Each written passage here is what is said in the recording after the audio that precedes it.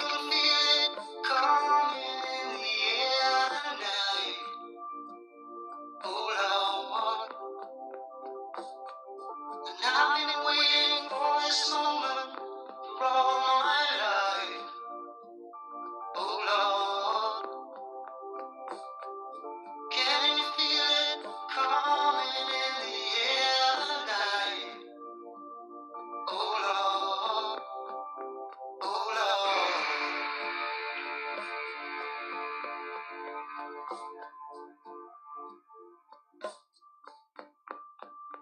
Well, if you told me you were drowning, I would not lend a hand. I've seen your face before, my friend, but I don't know if you know who I am. Well, I was there and I saw what you did. I saw it with my own two eyes. So you could wipe off that grin. I know where you've been. It's all been a pack of lies. And I can feel it coming in the air tonight. Oh Lord, well I've been waiting for this moment for all my life. Oh Lord, I can feel it coming in the air tonight. Oh Lord, and I've been waiting for this moment all my life. Oh Lord, oh Lord.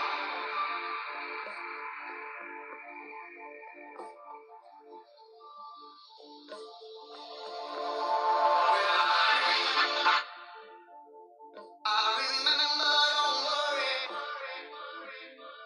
How could I ever forget? It's the first time, the last time we ever met.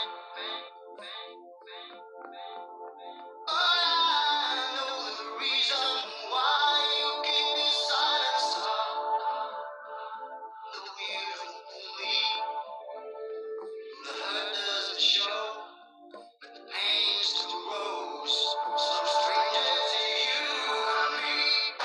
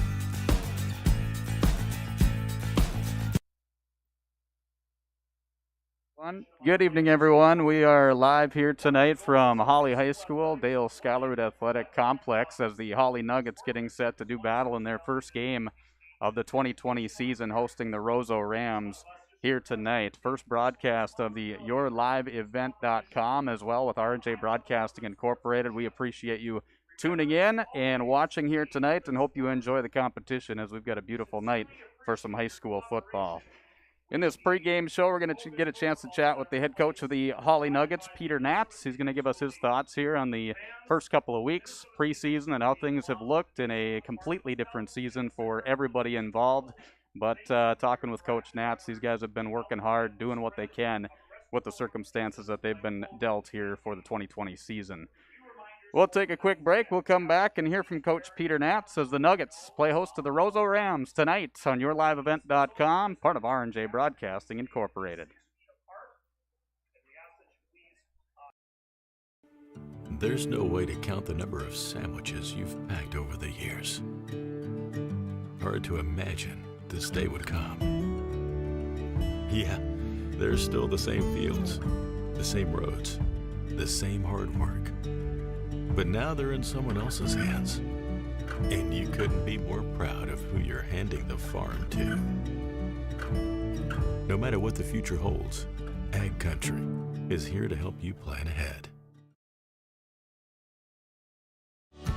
Enbridge's Line 3 replacement project will create thousands of family-supporting jobs. This $2.6 billion private investment in Minnesota will be an economic boost, bring extra county tax revenue for years to come, and a secure and steady supply of North American oil to fuel Minnesota's quality of life. We're focused on safety and ready to get to work. Learn more at enbridge.com/line3US.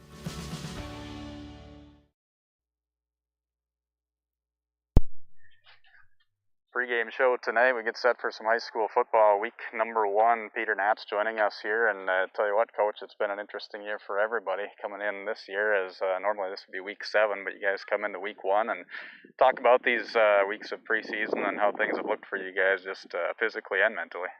Well, it was really crazy when we found out we were going to end up having a season, because our optional practices that we had earlier, they told us, you can have these optional practices if they want to come in, and we were working on fundamentals, we were working on skill development and stuff like that, not really doing any conditioning or any football activities other than skill development. So then we find out there's going to be a meeting, and then Monday it's like we went from 0 to 80 at the drop of a hat.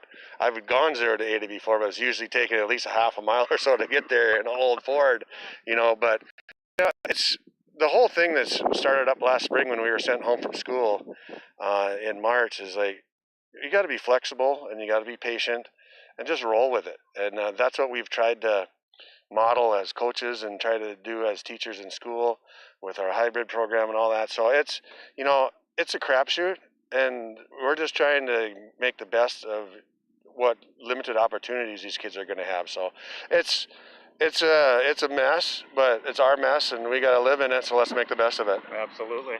Like you say, with all the different changes that you guys have had and things going on, has that affected the health? Any of you guys coming in with any health issues to these first 2 weeks? No, we're quite healthy. We're across the board healthy, and everybody's at 100%. Other than one young man has to stay home yet one more day because his sister tested positive, but he'll be back on Monday, and he'll be one of our main backups on the defensive line, and we're looking forward to getting him back. So other than that, we're in good shape.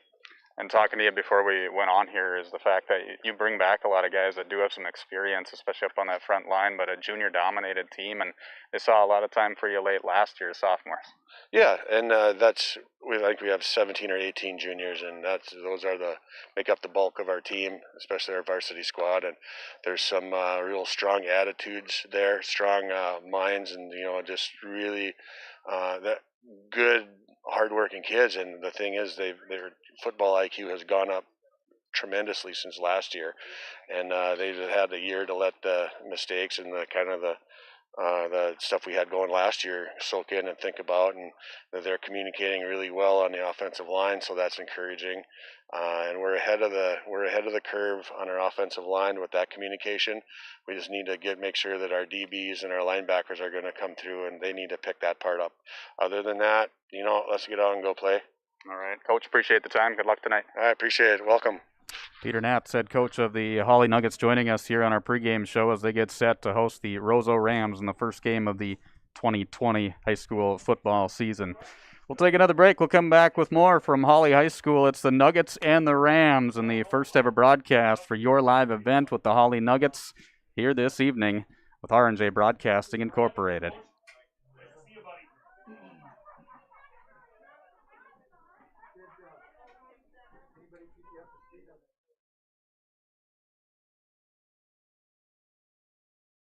At Hawley Public Schools, their focus is on students. With preschool, before and after school enrichment, and community education, the Hawley Public Schools are able to provide learning opportunities for all students. With academic clubs, athletics, and fine arts, the Hawley Public Schools has the right club or organization for your student to become a member of. To learn more about programs and activities offered by the Hawley Public Schools, visit them online at hawley.k12.mn.us.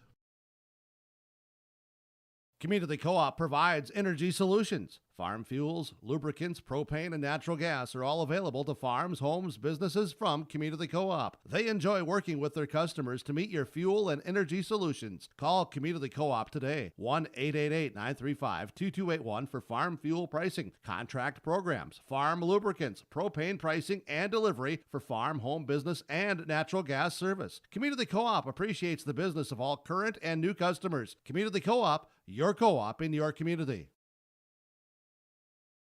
Thinking about your financial future can get to be complicated. At Bighorn LLC, they simplify this with a step-by-step process that's easy to understand. Call Kurt Fillion at Bighorn to set up an appointment soon. 218-689-6880. He makes the planning process seem much less stressful while giving you tips and advice that line up with your goals. Retirement plans, investment strategies, financial protection, Medicare plans, they do it all at Bighorn. With office locations in Bemidji, Monaga, and Hawley. Call 218-689-6880 and book your appointment soon. Securities offered through LPL Financial, member FINRA and SIPC.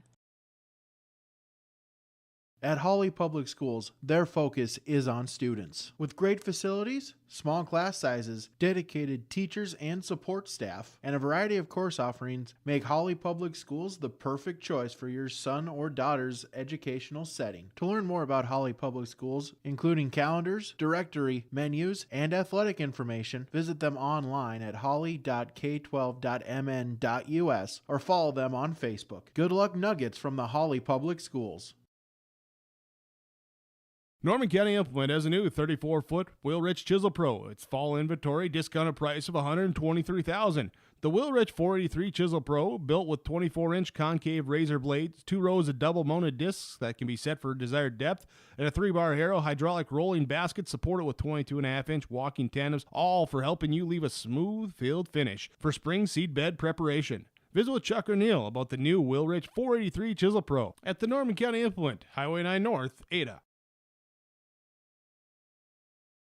At Hawley Public Schools, their focus is on students. With over 950 students, the Hawley Public Schools strive to provide a personalized learning experience for each and every one of their students to be the best that they can be. The lessons taught at Hawley Public Schools will stay with students not just throughout their academic career, but through adulthood as well. For more information about the Hawley Public Schools, visit them online at hawley.k12.mn.us or like them on Facebook at Hawley Nuggets. Good luck Nuggets from the Hawley Public Schools. There's no way to count the number of sandwiches you've packed over the years. Hard to imagine this day would come. Yeah, there's still the same fields, the same roads, the same hard work. But now they're in someone else's hands. And you couldn't be more proud of who you're handing the farm to. No matter what the future holds, Ag Country is here to help you plan ahead. Enbridge's Line 3 replacement project will create thousands of family-supporting jobs. This $2.6 billion private investment in Minnesota will be an economic boost, bring extra county tax revenue for years to come, and a secure and steady supply of North American oil to fuel Minnesota's quality of life. We're focused on safety and ready to get to work. Learn more at enbridge.com/line3us. At Hawley Public Schools, their focus is on students. With preschool, before and after school enrichment, and community education, the Hawley Public Schools are able to provide learning opportunities for all students. With academic clubs, athletics, and fine arts, the Hawley Public Schools has the right club or organization for your student to become a member of. To learn more about programs and activities offered by the Hawley Public Schools, visit them online at hawley.k12.mn.us.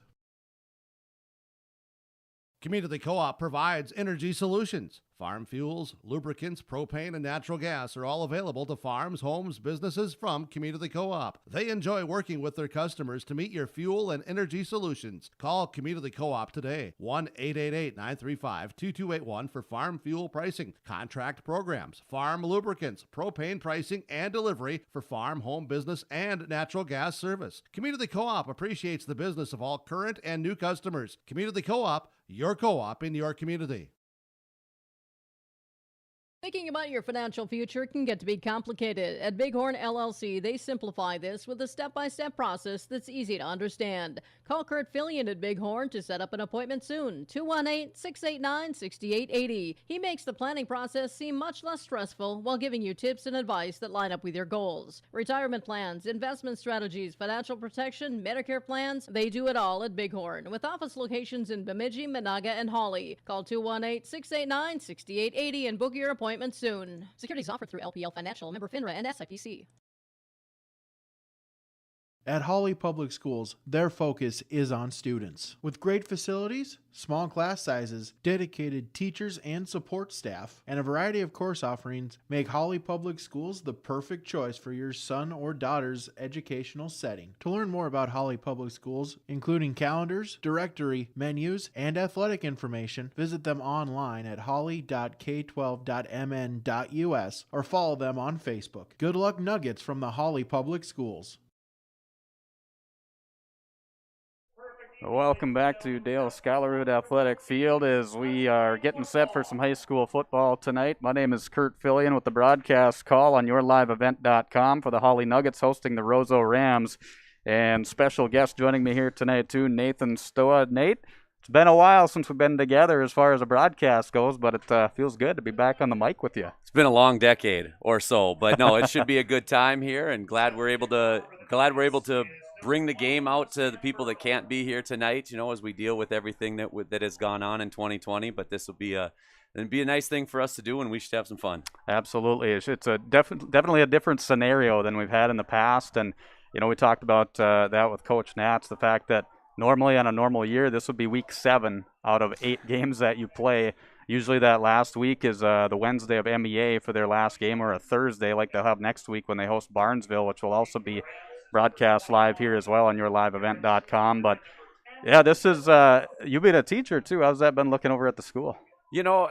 There's been some differences, and I was working the social distance and trying to remind the kids about all that stuff. But in the long run, it's not something that we all like, but we have to respect it, and we have to understand that there's bigger things than just than our wishes, and so we do the best we can because we want to be able to be a part of situations like this.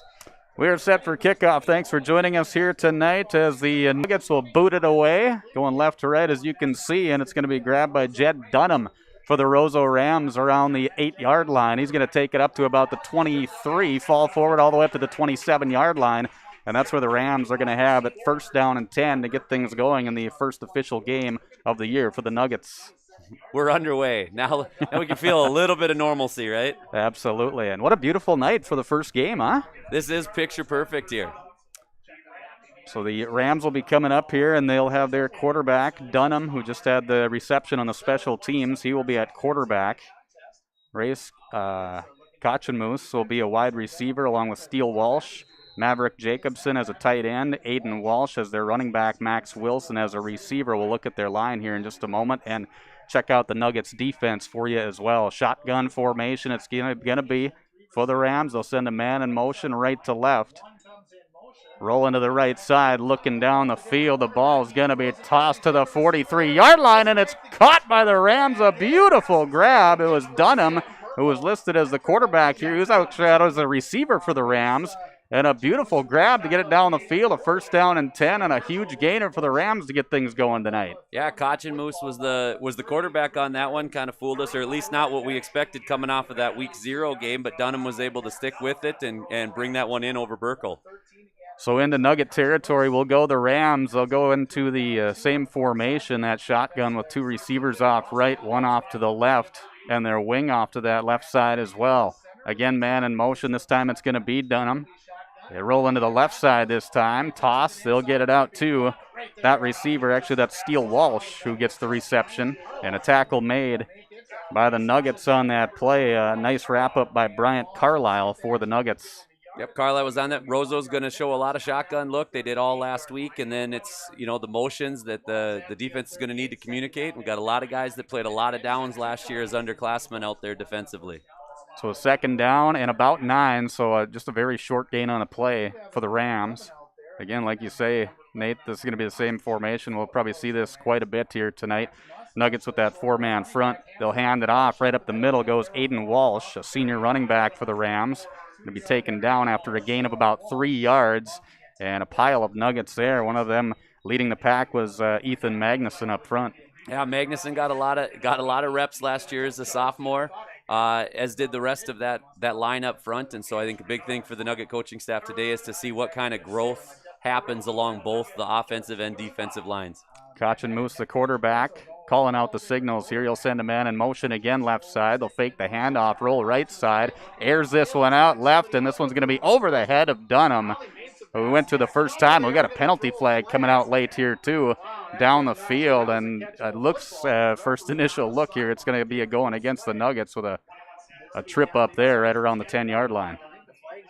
That's the only thing that really could have happened as far as where the flag went, is it's going to be pass interference or a holding penalty on the defense. It looked like the ball was going to be really tough to be brought in any situation by the receiver, but we're a long ways away from the play as well. Absolutely, yeah, well over the head it looked like on a third down, so a huge play there for the Roseau Rams to get that first down and farther into Nugget territory with 10-14 to play in the first quarter. Nuggets defense up front, Ethan Magnuson, Alex Skank along with Wyatt Dunham and Joey Ockrey, all juniors up on that line. They will look to hand off, and we got officials calling a dead ball here. Give us a chance to take a look at the rest of the defense. Senior Blake Manthe is an outside linebacker along with Bryant Carlisle, a junior. Jacob Hegna along with Darren Croshus, the two inside linebackers for the Nuggets tonight. Sam Burkle, Justin Koski, and Caden Murphy, the three defensive backs. Two seniors and a junior in that backfield here tonight for the Nuggets. So a very junior-dominated team here, Nate, this year. Well, as sophomores, they were putting more than 20 of them on the field last year on every Friday night in different situations. So a lot of guys, again, like I said, it was a rough year, but a lot of that was a JV age squad that was taking varsity reps for the Nuggets. So that's what they're looking to pay off today. Same formation, faking the handoffs. Moose going to try and make it up the middle. Nice defense there by the Nuggets, not letting anything happen. No gain on the play.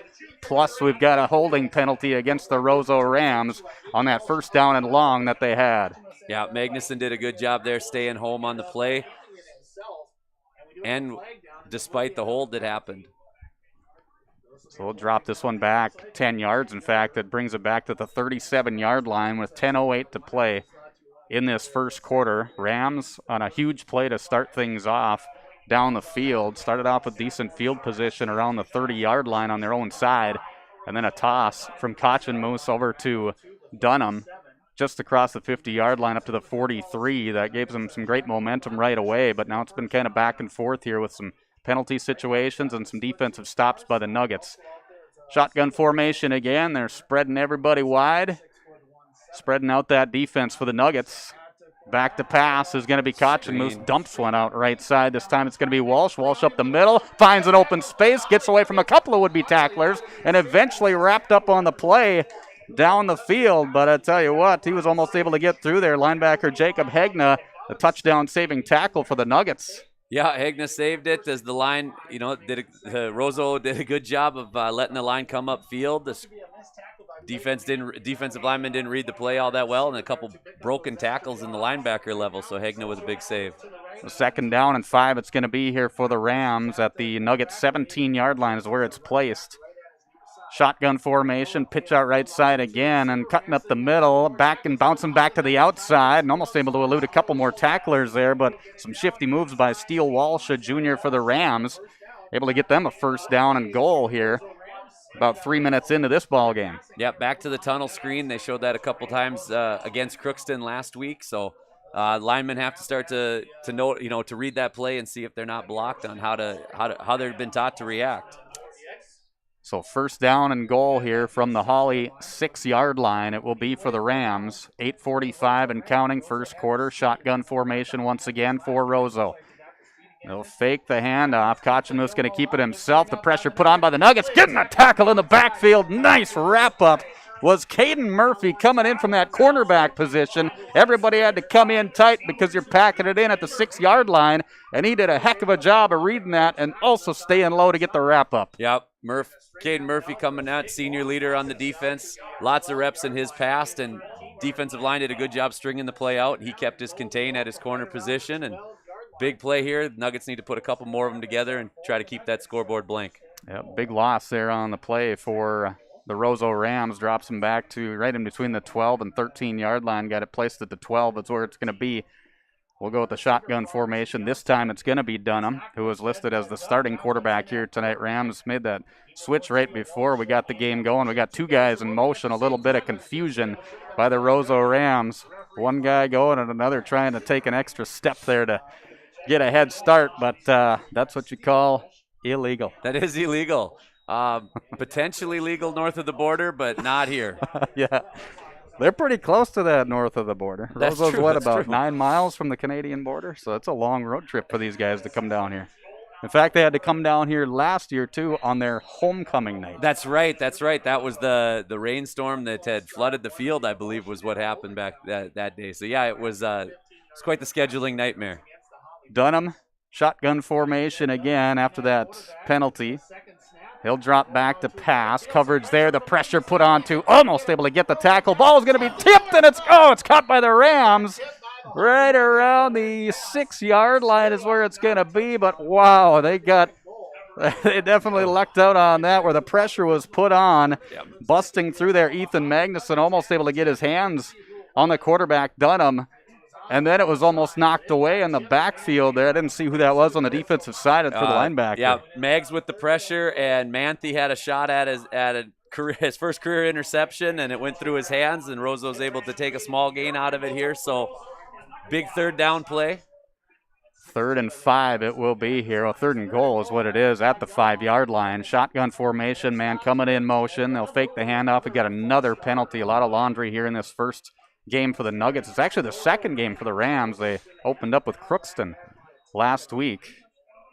So their 2nd game of the year. Had a chance to get a little bit of a rep anyway, but Nuggets, their first reps of the year. 5-yard penalty will drop the Rams back to the 10-yard line. So it's 1 step forward, 2 steps back here for the Rams here lately. On this one here, they've been coming to the wide side of the field pretty consistently here. So if they do again, this has got to be Wyatt Dunham time.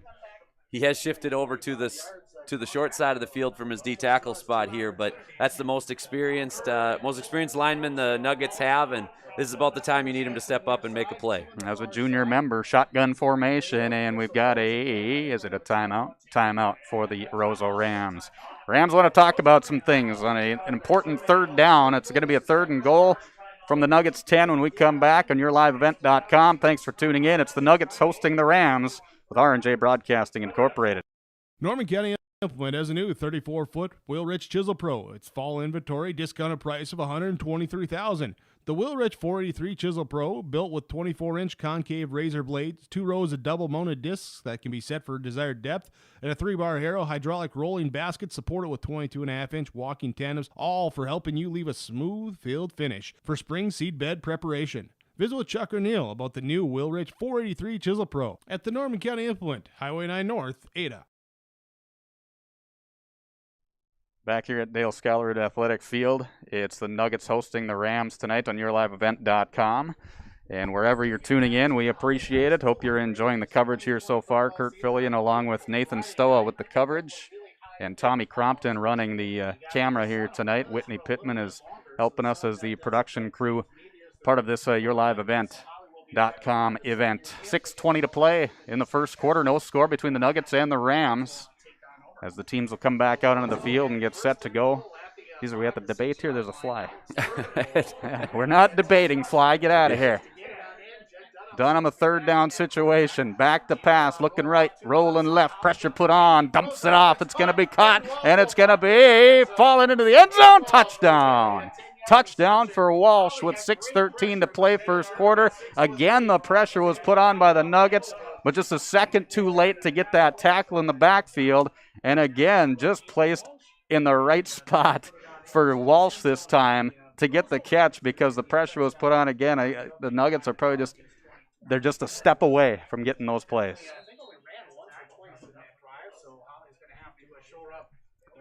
So a 6-0 lead, and trying for the 2-point conversion will be the Rams. Dunham again as the quarterback in that shotgun formation. He'll drop back to the right side. He'll roll. He'll try and find somebody. Nobody. He'll try and cut back in. Dives in for the 2-point conversion. On your community co-op scoreboard, it is Roseau 8 and Hawley nothing.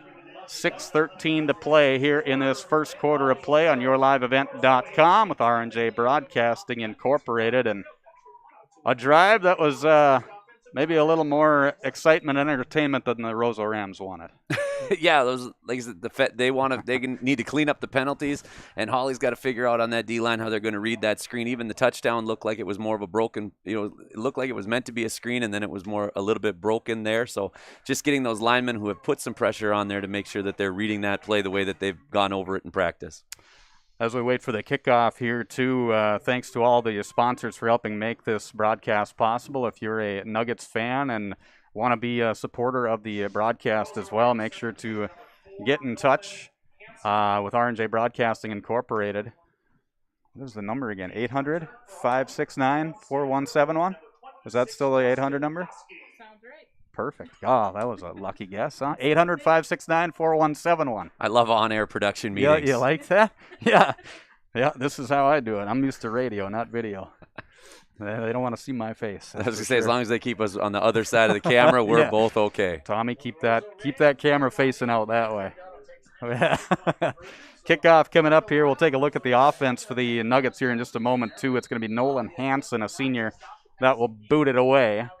And back to receive for the Nuggets is going to be Sam Burkle. Burkle takes it up to the 40, bounces to the right side, up to the 50, to the 45, and dragged down out of bounds. It's going to be wrapped up there by Garrett Schumacher. But what a gain there for the Hawley Nuggets. Gets them up to the Roseau 42-yard line. Excellent field position for the Nuggets to get things going here tonight. Excellent field position and growth shown right there by Sam Burkle. Last year that ball might have bounced, which you never taught to let kickoffs bounce and hit the ground. That one might have bounced. This year right there off kickoff number 1, comes up, charges it, takes it aggressively, and is able to follow his blockers for a good gain and steal back some of that momentum here right away. Under center is going to be Cole Sunday, and they'll go I formation backfield, handoff to the second man through. That's going to be Justin Koski. Koski powers his way forward, and he's going to be taken down after a gain of 5 yards to make it a 2nd down and 5 at the Roseau 36-yard line. Good push up front from the offensive line, and again, just like with the defensive line, that's a spot that they need the biggest gains from this year with the guys getting those reps last year, is making sure that they're opening the holes that are necessary and keeping Sunday clean when he does drop back. Stack backfield, they'll hand it off. This is going to be, they'll hand it off to, it's going to be, was it Koski? It was Burkle on the carry there. Burkle on the carry there. Sam Burkle gets the carry as it's going to be taken down pretty much right at the line of scrimmage. He fell forward for maybe a gain of 1. So up to the 35-yard line is where the ball is going to be placed. Darren Krosh is up front on the line along with Wyatt Dunham, Alex Skank, and Ethan Magnuson on that left side. We'll look at the right side here in just a moment as they come to the line. So the wing to that right side coming is Caden Murphy. Same formation, handoff, second man through, busting through. Great run there again, right up the middle for Justin Koski. Plenty of room for that first down up to the 24-yard line. Move the chains, the Nuggets marching it down the field with 5 minutes to play in the first quarter, trailing 8-0. Right behind Wyatt Dunham on that one. Needed the gain, went to the senior in the backfield and behind the most experienced offensive line they have. Dunham's been taking reps since he was a freshman. So I'm guessing left side of the line is going to be where they're going here as they get everybody's feet wet. We'll split them in the backfield again here. That's Burkle and Koski, man in motion, and we've got a motion penalty coming up here. Saw a lot of those in Roseau's touchdown scoring drive there in that first play, and that's actually going against Roseau. They were offsides. Yep, coming across that line there. Yeah, left end jumped on the motion there, so a little anxious, got into the backfield early. So that'll push it forward 5 yards, first down and 5. It will be 4:43 to play here in this first quarter. I want to make sure I'm saying these names right here, Nathan. Tanner, is it Leicester? Lester. Connor Island? That sounds perfect. Oh, and Joey Ockery up on that front line on that right side that I didn't get a chance to mention a couple plays ago.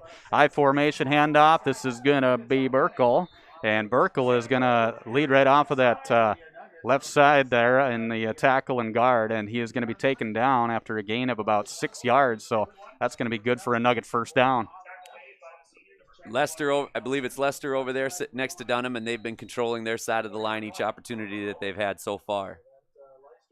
Did you see that, Nate? I don't think you did. 118 people we got tuned in here so far to the Nuggets and the Rams, and I know we've got some listeners up in Roseau too. We appreciate you tuning in, and all the Hawley Nugget fans that were unable to be in attendance for this game here tonight. Handoff goes to Sam Burkle. The junior is going to be tripped up there in the backfield. He's able to fall forward for an extra yard there after Alex Wensloff was able to get the shoestring tackle, but a gain of 3 is the result. Well, it's at least 123 because I believe there's 5 watching just at our house. That's true. That's just the household. So yep. We're probably up to 1,000 then, right? Yeah, something like that. No, I'm just kidding. Yeah. Well, with the egos of the freshmen in that household that are watching the game right now, I would say that we're getting close. Feels like it anyway, right? I'll wait for my text message on that one now. Man I didn't go in motion. He actually fell forward there. Burkle did, taking an extra step there when he was trying to get set. So it'll be a second down. Still a second down, I should say. It'll be second down and about 11 to go here. Maybe 12 is where it's going to be blacked up to. So I think a big key right now, especially early in this season for the offense, is to keep getting what they need to get on the ground so they can stay in those manageable situations where it most likely is a run, and that's when they can let Sunday do some damage with a very good arm. Under center, Sunday will hand it off. This is going to be the second man through again. Once it's Koski able to push his way forward up to close to the 10-yard line, and that will be close to that first down. He's going to be just a couple yards short, so it'll be a third down and 2 with 2:45 to play in this first quarter, and an 8-0 lead for the Roseau Rams. Yeah, they're doing whatever they need to do right now behind the left side of the line. So I'd look to them to keep going back. And, Coach Schmidt has never been afraid to play repeat when things are working. And I can see him keep going back to that well and ride that. Absolutely, they're doing it again. Over to Koski. Touchdown, Nuggets. Right up the middle they go. As you say, hey, if it's working, keep on doing it until they stop you. And that is absolutely going to work for the Nuggets as they score to make it 8-6 now. And they'll try for the extra points with 2:23 to play in the first quarter. So not only the excellent field position here, Nate, but very well executed on the offensive side to get down the field. That line did a great job of opening up a lot of gaps for those running backs. Yeah, 1 penalty, 1 negative play other than that, or no gain, and the rest they were moving forward, got that momentum back on the kick return, and now we'll see if Burkle can put one through the uprights. Sunday will be his holder. The snap is there. The kick is up, and the kick right through the uprights. It's good. So Burkle gets the extra point kick. The Nuggets trail by 1, 8-7 with 2:23 to go in this first quarter of play on yourliveevent.com, our community co-op scoreboard. Check them out online at communitycoops.com, one of our sponsors for our event here tonight. At Hawley Public Schools, their focus is on students. With over 950 students, the Hawley Public Schools strive to provide a personalized learning experience for each and every one of their students to be the best that they can be. The lessons taught at Hawley Public Schools will stay with students not just throughout their academic career, but through adulthood as well. For more information about the Hawley schools, visit them online at hawley.k12.mn.us or like them on Facebook at Hawley Nuggets. Good luck, Nuggets, from the Hawley Public Schools. I'm not going to say you were mentioned first or second. Burkle will get set to kick it off here again. 2:23 to play in this first quarter, as mentioned. Kurt Fillion along with Nathan Stoa bringing you the coverage on yourliveevent.com. Thanks for tuning in.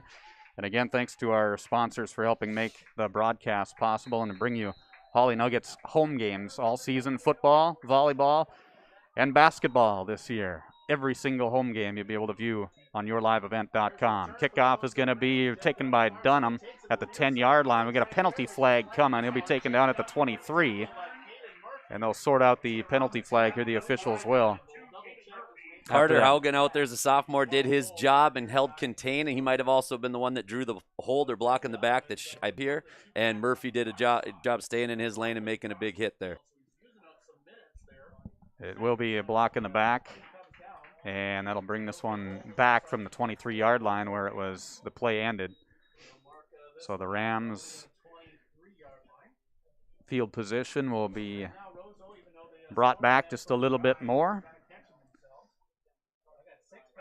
10 yards back. Nice to see a sophomore getting out there. You know, we can't forget about special teams. We know about, we see the stats. We see guys putting the ball in the end zone, things like that. But those special team plays, just as simple as doing your job and keeping contained. In his first or second rep out there, I was assuming he was out there on the first kickoff, but like to see a kid like that stepping out on the field and doing his job right away. Dunham will drop back in the shotgun formation with the two receivers off right, one off left. Handoff goes. Walsh right up the middle, and he's going to power his way forward, refusing to go down. Eventually taken down by a host of Nuggets, but not until a gain of 9 yards to make it a 2nd down and 1. Real good job by the right side of the Rams offensive line there, opening that hole, and good hard running. Make it an 8-yard gain is where it's going to be 2nd down and 2 here with just under 2 minutes to go in the first quarter of play. So up to the 20-yard line after that 10-yard penalty that brought them back.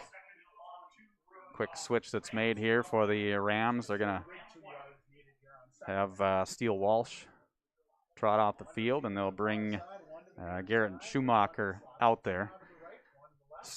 Getting set for the snap. Handoff goes. Walsh. And Walsh is going to push his way forward again with the help of his linemen up front to get him some extra room there. It was Tommy Monsert along with Mitch Lasnica and Alex Wensloff in that middle part of that offensive line for Roseau.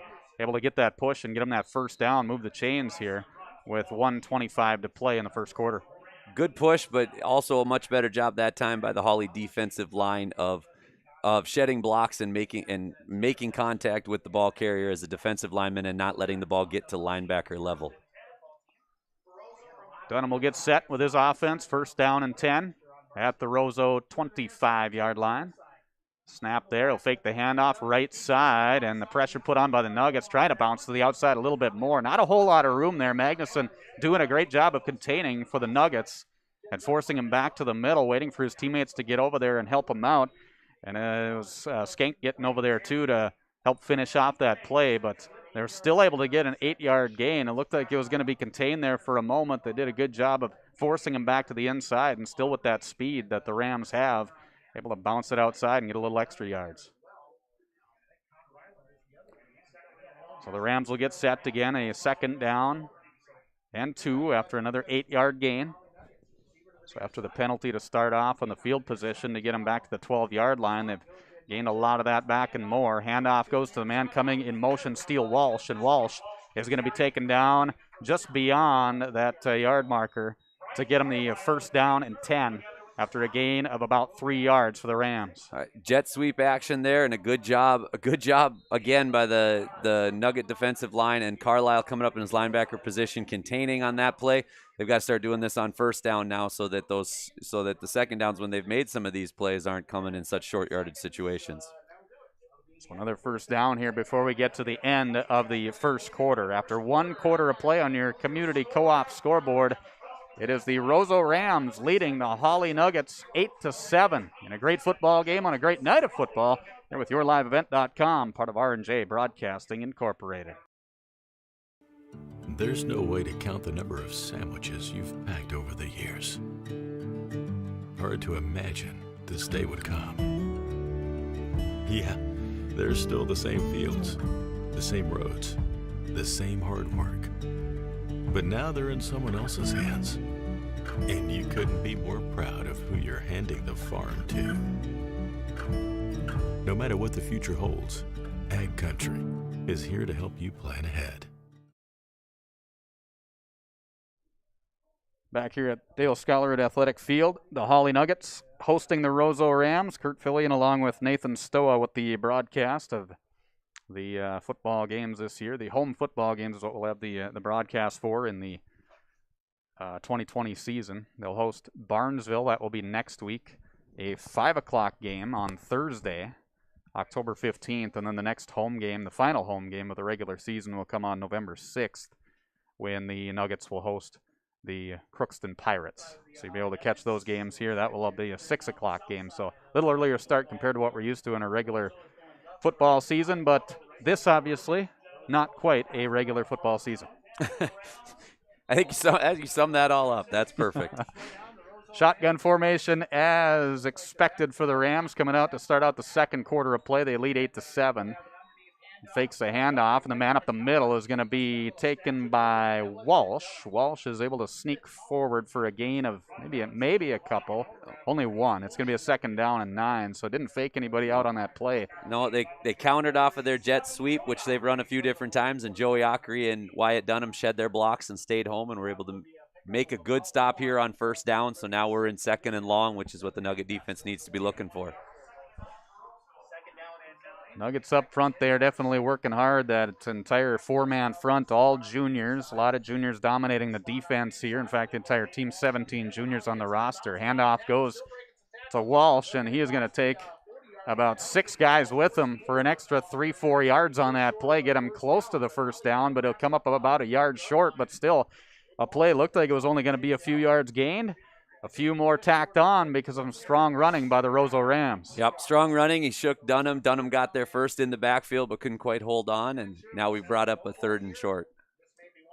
So 3rd down and 1, and the Rams will get their play that they're calling for as a new player coming in here. Max Wilson will come back in as a receiver for Roseau. And the same formation we've seen all night here for Roseau. Like you said, this is the formation they utilize all the time. So get used to it all night. Fake the handoff, left side, Dunham cuts back into the middle, and he is going to have just enough for the 1st down. Almost able to get the stop there. That line did a great job of getting off the ball, and those linebackers shooting in. But they did stop him before. I was going to say it looked like it was going to be right across where that marker is. We might get our first measurement of the year. I was going to say that they're going to measure this one out just to be sure. Now the official said, I was going to say, I thought it looked like a 1st down. One said 4th down, one said 1st down. One of them going to say 2nd down? No, 1st down it's going to be. I'll be honest, I just don't think they knew how straight those lines when Peter Woline, Keith Hansen, and Tim Peterson get out there and do their work. You got to just be able to trust those lines. You know, if anybody's going to do it the right way, it's going to be those guys. Oh, that's a trio of perfection. Oh, my goodness. It's like the all-star lineup. The big 3 is what they call them for line painting. 2 receivers off to the left this time, one to the right in that shotgun formation. 9:53 to play, 2nd quarter. 8-7, Roseau leads here on YourLiveEvent.com for Nuggets football. Handoff up the middle again. Nice penetration there by the defense. Getting the stop for Hawley right away. Ethan Magnuson, one of the first guys there on the defense. Mags was there. Sam Helgeson filled from his linebacker spot and came up in that hole, hit him well. Now again, another good 1st down stop here. Nuggets need to stack some success together. Yeah, Sam, one of the 10 seniors on this Hawley team. So they got the senior leadership, but I know talking to Coach Nats too, the sophomore crew that are now juniors this year, they really got a lot of experience late last year to get them set for the season here. Back to pass. Dunham rolling to the right side, rushing nicely. Aired out ball. It's caught, and a penalty flag as well. I don't know how he came up with that catch, but he did. Race Kachumis able to get the grab here for Roseau on the pressure put on by the Nuggets in the backfield, able to get a spiraling pass down the field. The pressure on the defensive side is the quarterbacks too, but still able to get that reception down the field. Yeah, Carson Brew got turned around a little bit there. He played the defender's eyes, but never came back to play the ball. And had he done that, I think that's a bat away and knockdown. He's just got to grow with some experience here, get his head turned around, and that's either going to be a batted ball or a pick for him. He was right where he needed to be, just didn't quite get his head snapped around. Good ball, good haul in as well. Absolutely, yeah. Along with the reception, they also get a first down and goal here as a penalty right after the play. So it'll result in a 1st and goal. Just under 9 minutes to play in the second quarter. Up to the 7-yard line, or where the Rams will have it with an 8-7 lead. Faking he will hand it off this time, Walsh, and he's going to be stood up by the Nuggets defense right at the line of scrimmage. Maybe got some forward motion for a gain of 1. They'll get it up to about, they might mark it at the 5 actually, with an extra push there that he got from his offensive line. So a gain of 2. Will result in a 2nd down and goal from the 5. The right side of the Nuggets defensive line, right now it's Dunham and Ockery. They've done a really good job over there on the last 3-4 plays and opportunities where it's come to their side of the field. Left side's going to have to step up and make a couple plays here as well. So they'll march up to the line. Rams will spread them out wide. Shotgun formation again here on a 2nd down and goal. Packing the Nuggets in tight. They'll hand it off. Walsh straight up the middle again. Some hard-nosed running. And again, able to plunge forward for a gain of close to 3. Get him up to the 2-yard line, right in between the 2 and 3 yard line. It's going to be that it'll be marked off. So 7:50 to play, and the Rams keep on marching it down the field. They started this drive back at the 12-yard line after a block in the back that brought them back there, and a 10-yard penalty. So a 3rd and goal it will be from the Nuggets 3-yard line. Nuggets really need to dig in here good and make a big stop. In fact, 2 of them. Shotgun formation, snap there, pass into the end zone. Almost got there towards the back of the end zone. Maverick Jacobson, a senior, slipped right through his hands there. Had a nice little route coming too. And almost able to come up with the reception, but incomplete. Will make it a 4th down and goal at the 3. I got lucky and I was watching their routes over there. He just looked really unsure of the crossing routes that were happening, or they had some crisscrossing routes going on there. He looked really unsure and kind of stopped himself. And then the ball arrived, and I don't think he was quite as ready for it as he would hope, so he'd like to get that one back. But it does bring up a good opportunity for the Nuggets here to get a stop on 4th down. Gavin Helgland will come out into the game along with Race Kachumis. And it will be the 4th down situation, and I think they want to take a timeout to talk about it. Timeout for the Rams. Community Co-op scoreboard, it's Roseau leading Hawley 8-7, and they're knocking on the door as well at the Hawley 3-yard line with 7:22 to play in the second quarter.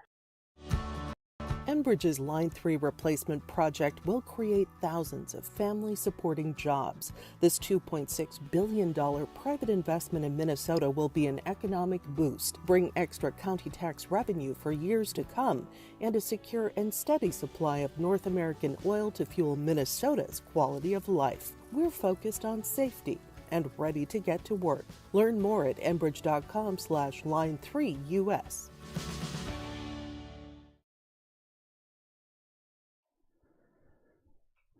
8-7 the lead for Roseau coming out of the timeout. An important play here for the Rams. It's a 4th down and 3 as they've taken this all the way back from their own 12-yard line to where we're at right now, late in that first quarter, and now almost midway through the second quarter. And in terms of time management, the Rams have done a nice job, a lot better job on this drive of not having the penalties either. Right, they haven't had the penalties, and I would keep it simple and run the ball on this play. Rolling right side, Dunham cuts back into the middle, spins to try and get in, leans in for the touchdown. Rams able to score another one on a 4th and goal at the 3-yard line, and that will increase the lead to 14-7 in favor of Roseau. So definitely want the stop here for the Nuggets to try and keep it at that one possession game. But a very nice drive by the Rams to get it down the field. 7:17 to play in the first half. Able to punch another one in on some well-executed plays offensively. Yep, after the kickoff return, they got rid of the negative plays. They didn't have any for loss or any with penalty there, so they fixed some of those things that hindered them in the first drive. And we got a penalty flag coming in, just as we talk about and say that the penalties were pretty clean. Here comes one on the two-point conversion attempt.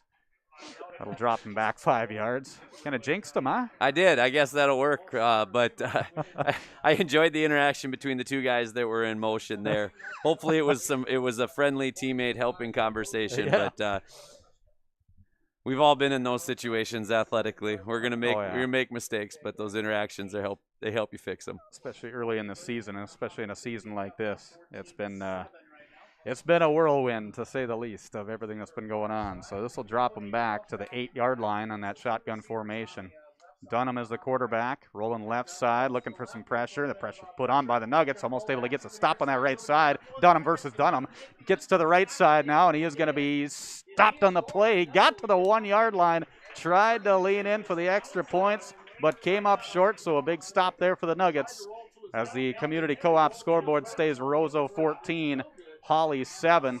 Injured player for the Rams in the end zone here as they'll tend to him with 7:17 to play in this first half of play. Thanks for tuning in to our coverage on yourliveevent.com, live from Dale Scholarwood Athletic Field in Hawley. The Nuggets hosting the Rams. We'll be back with more from Hawley right after this.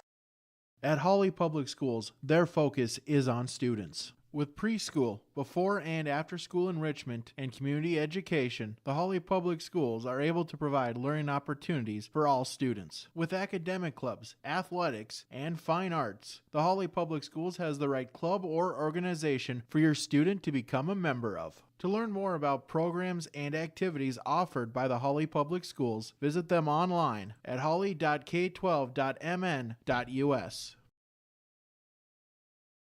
Community Co-op provides energy solutions. Farm fuels, lubricants, propane, and natural gas are all available to farms, homes, businesses from Community Co-op. They enjoy working with their customers to meet your fuel and energy solutions. Call Community Co-op today, 1-888-935-2281 for farm fuel pricing, contract programs, farm lubricants, propane pricing, and delivery for farm, home, business, and natural gas service. Community Co-op appreciates the business of all current and new customers. Community Co-op, your co-op in your community. Thinking about your financial future can get to be complicated. At Bighorn LLC, they simplify this with a step-by-step process that's easy to understand. Call Kurt Fillion at Bighorn to set up an appointment soon. 218-689-6880. He makes the planning process seem much less stressful while giving you tips and advice that line up with your goals. Retirement plans, investment strategies, financial protection, Medicare plans, they do it all at Bighorn. With office locations in Bemidji, Monaga, and Hawley. Call 218-689-6880 and book your appointment soon. Securities offered through LPL Financial, member FINRA and SIPC. At Hawley Public Schools, their focus is on students. With great facilities, small class sizes, dedicated teachers and support staff, and a variety of course offerings, make Hawley Public Schools the perfect choice for your son or daughter's educational setting. To learn more about Hawley Public Schools, including calendars, directory, menus, and athletic information, visit them online at hawley.k12.mn.us or follow them on Facebook. Good luck Nuggets from the Hawley Public Schools. Back here at Dale Scholarwood Athletic Field, the Nuggets and the Rams. It's a 14-7 Roseau lead. Injured player was Race Knockenmoose, a senior receiver for them as he was cutting across for the for his route there. Appreciate Athletic Director Ivan Hurst sending me that with the pronunciation. Some of these names can be tricky. So I appreciate that and appreciate his input too. Earlier today I had a chance to chat with him, Nathan, about he was the one that told me the story about the homecoming. They called it the away, what do they call it? Away going. The away victory going for them last year because they played their homecoming game in Hawley. So you talk about going from a year like that for those seniors to a year like this for these seniors. Yeah, we've all learned that we have to be flexible and just kind of accept things the way they come. Absolutely. It's going to be a popping shot there that went to the 30-yard line and grabbed by the Nuggets' Blake Manthe. He was not able to go too far on that play as he was covered pretty quickly by the Rams special teams. He was able to gain about 3-4 yards on the play, so they'll have it at their own 34-yard line. That's just a good job by him to make sure that he hauled that one in and didn't give it any chance to take a weird bounce or something where Roseau could have come down and covered it up. So just to make sure that the possession stays with the Nuggets and carve a little out was a positive. Coverage here tonight, as mentioned, all home games for the Hawley Nuggets, football, volleyball, and basketball. Volleyball team will be in action tomorrow, so you'll be able to tune in for that as well, for the varsity contest here on yourliveevent.com. Just log on there. You'll find the list of games as we got a, holy cow, look at that. Let's all march together, everybody, dancing on down the field up to the 45-yard line. Boy, they're do-si-do and a little bit of everything inside there, I think. In the last 10 games, that is the best single push I've seen out of the Nugget offensive line. So keep building and keep improving. Yeah, that wasn't a tug of war. They were all pushing to see who could go a little bit farther on that play, and the Nuggets won that battle, making it almost all the way to midfield up to the 45-yard line. Gets them a Nugget first down with 6:50 to play in the first half as they trail 14-7. I formation, handoff, second man through. This is going to be Koski, stiff arms, gets to the left, up to the 40, the 35, and taken down at the 33-yard line. Big gainer by Koski, and the Nuggets with another first down as they keep on marching offensively. Yep, keep the ball on the ground, take care of the football, and they're finding out that they can. They're getting a little bit more push, and that time Koski was able to get to the edge for a big chunk. So back-to-back plays that are first downs up to the Roseau 32, in fact, is where that ball is going to be placed. Nuggets trying to punch another one in here as we enter the midway point of this second quarter. Wing off to the right side. They will have Caden Murphy, I formation backfield. Burkle, big gaping gap there, and he is going to be twisting around trying to gain some extra yardage. But wow, what a hole created there by the offensive line to give Burkle plenty of space to get a 9-yard gain and a second down and 1. Great lead block by Blake Manthe as he took the first threat there as he was leading through the hole for Burkle. He walled that off so Burkle could find another 6-7 yards on that play. So almost 3 first downs in a row for the Nuggets, just a little bit short on that play. Wing off to the left side this time, I formation backfield. Handoff goes, and Burkle almost dropped that one, kind of juggled a little bit there on a misconnection between the quarterback Sunday and Burkle, but able to keep a good grip on it and a handle, and it's going to be a first down for the Nuggets after a short gain of 2. Yeah, it never quite got to the breadbasket, but just enough for the first down, so wipe it away and let's try another one here. He really wanted his bread there. Yeah. He was not letting anybody get his bread. He just needed a little bit of butter. Split backs in the backfield this time. Man in motion left to right is going to be Murphy. Back to pass. Sunday up the middle. Balls. Oh, no! It bounced off the receiver's hands. Joey Ockrey on a great route right up the middle. Maybe got a little bit out of sync there with the defense that was getting in his way, but boy, that was a nice, well-placed ball by Sunday right into the hands of Ockrey and just off his grip. And it'll be an incomplete pass, second down and 10. Yeah, Cole put the ball where Joey was going. Joey looked like he lost a little bit of concentration as he was coming, passing behind the defender there, lost sight of the ball. But that's well-timed pass play there after, as the first one of the game. But as Roseau started creeping up to the line of scrimmage, it was a good chance to take one of those. Nuggets, they're going to try this shotgun formation, and boy, this is not working for them on this play. As Alex Wenslauf able to get right through there and get the tackle, but they got a little bit too high on that tackle. That's going to be a face mask penalty against Roseau, so a benefit for the Nuggets after a busted play there by the Rams defense. Yeah, they're going to get bailed out here, and I'm not sure if it was a trying to can't read lips with masks and face masks on here, but trying to figure out the confusion between Coach Schmidt and Sunday here, if that was a miscommunication from the quarterback or if it was one where the center forgot the snap count. But the center snapped the ball, and Cole took the snap. No one else moved, so broken play from the get-go. With the penalty, it's going to move them forward 15 yards. It'll be a second down and 5 now for the Nuggets. And that will be up to the 15-yard line is where it's going to be placed. 5:10 to play in the first half. A 14-7 lead for Roseau here on yourliveevent.com. For all your Hawley Nuggets home games we'll have for you, broadcast live with our live stream. Split backs in the backfield. Handoff goes to Koski, and Koski is going to fall forward for about 4 yards around that play. It'll make it a third down and short for the Nuggets. Yeah, most likely 2 downs here to pick up a yard.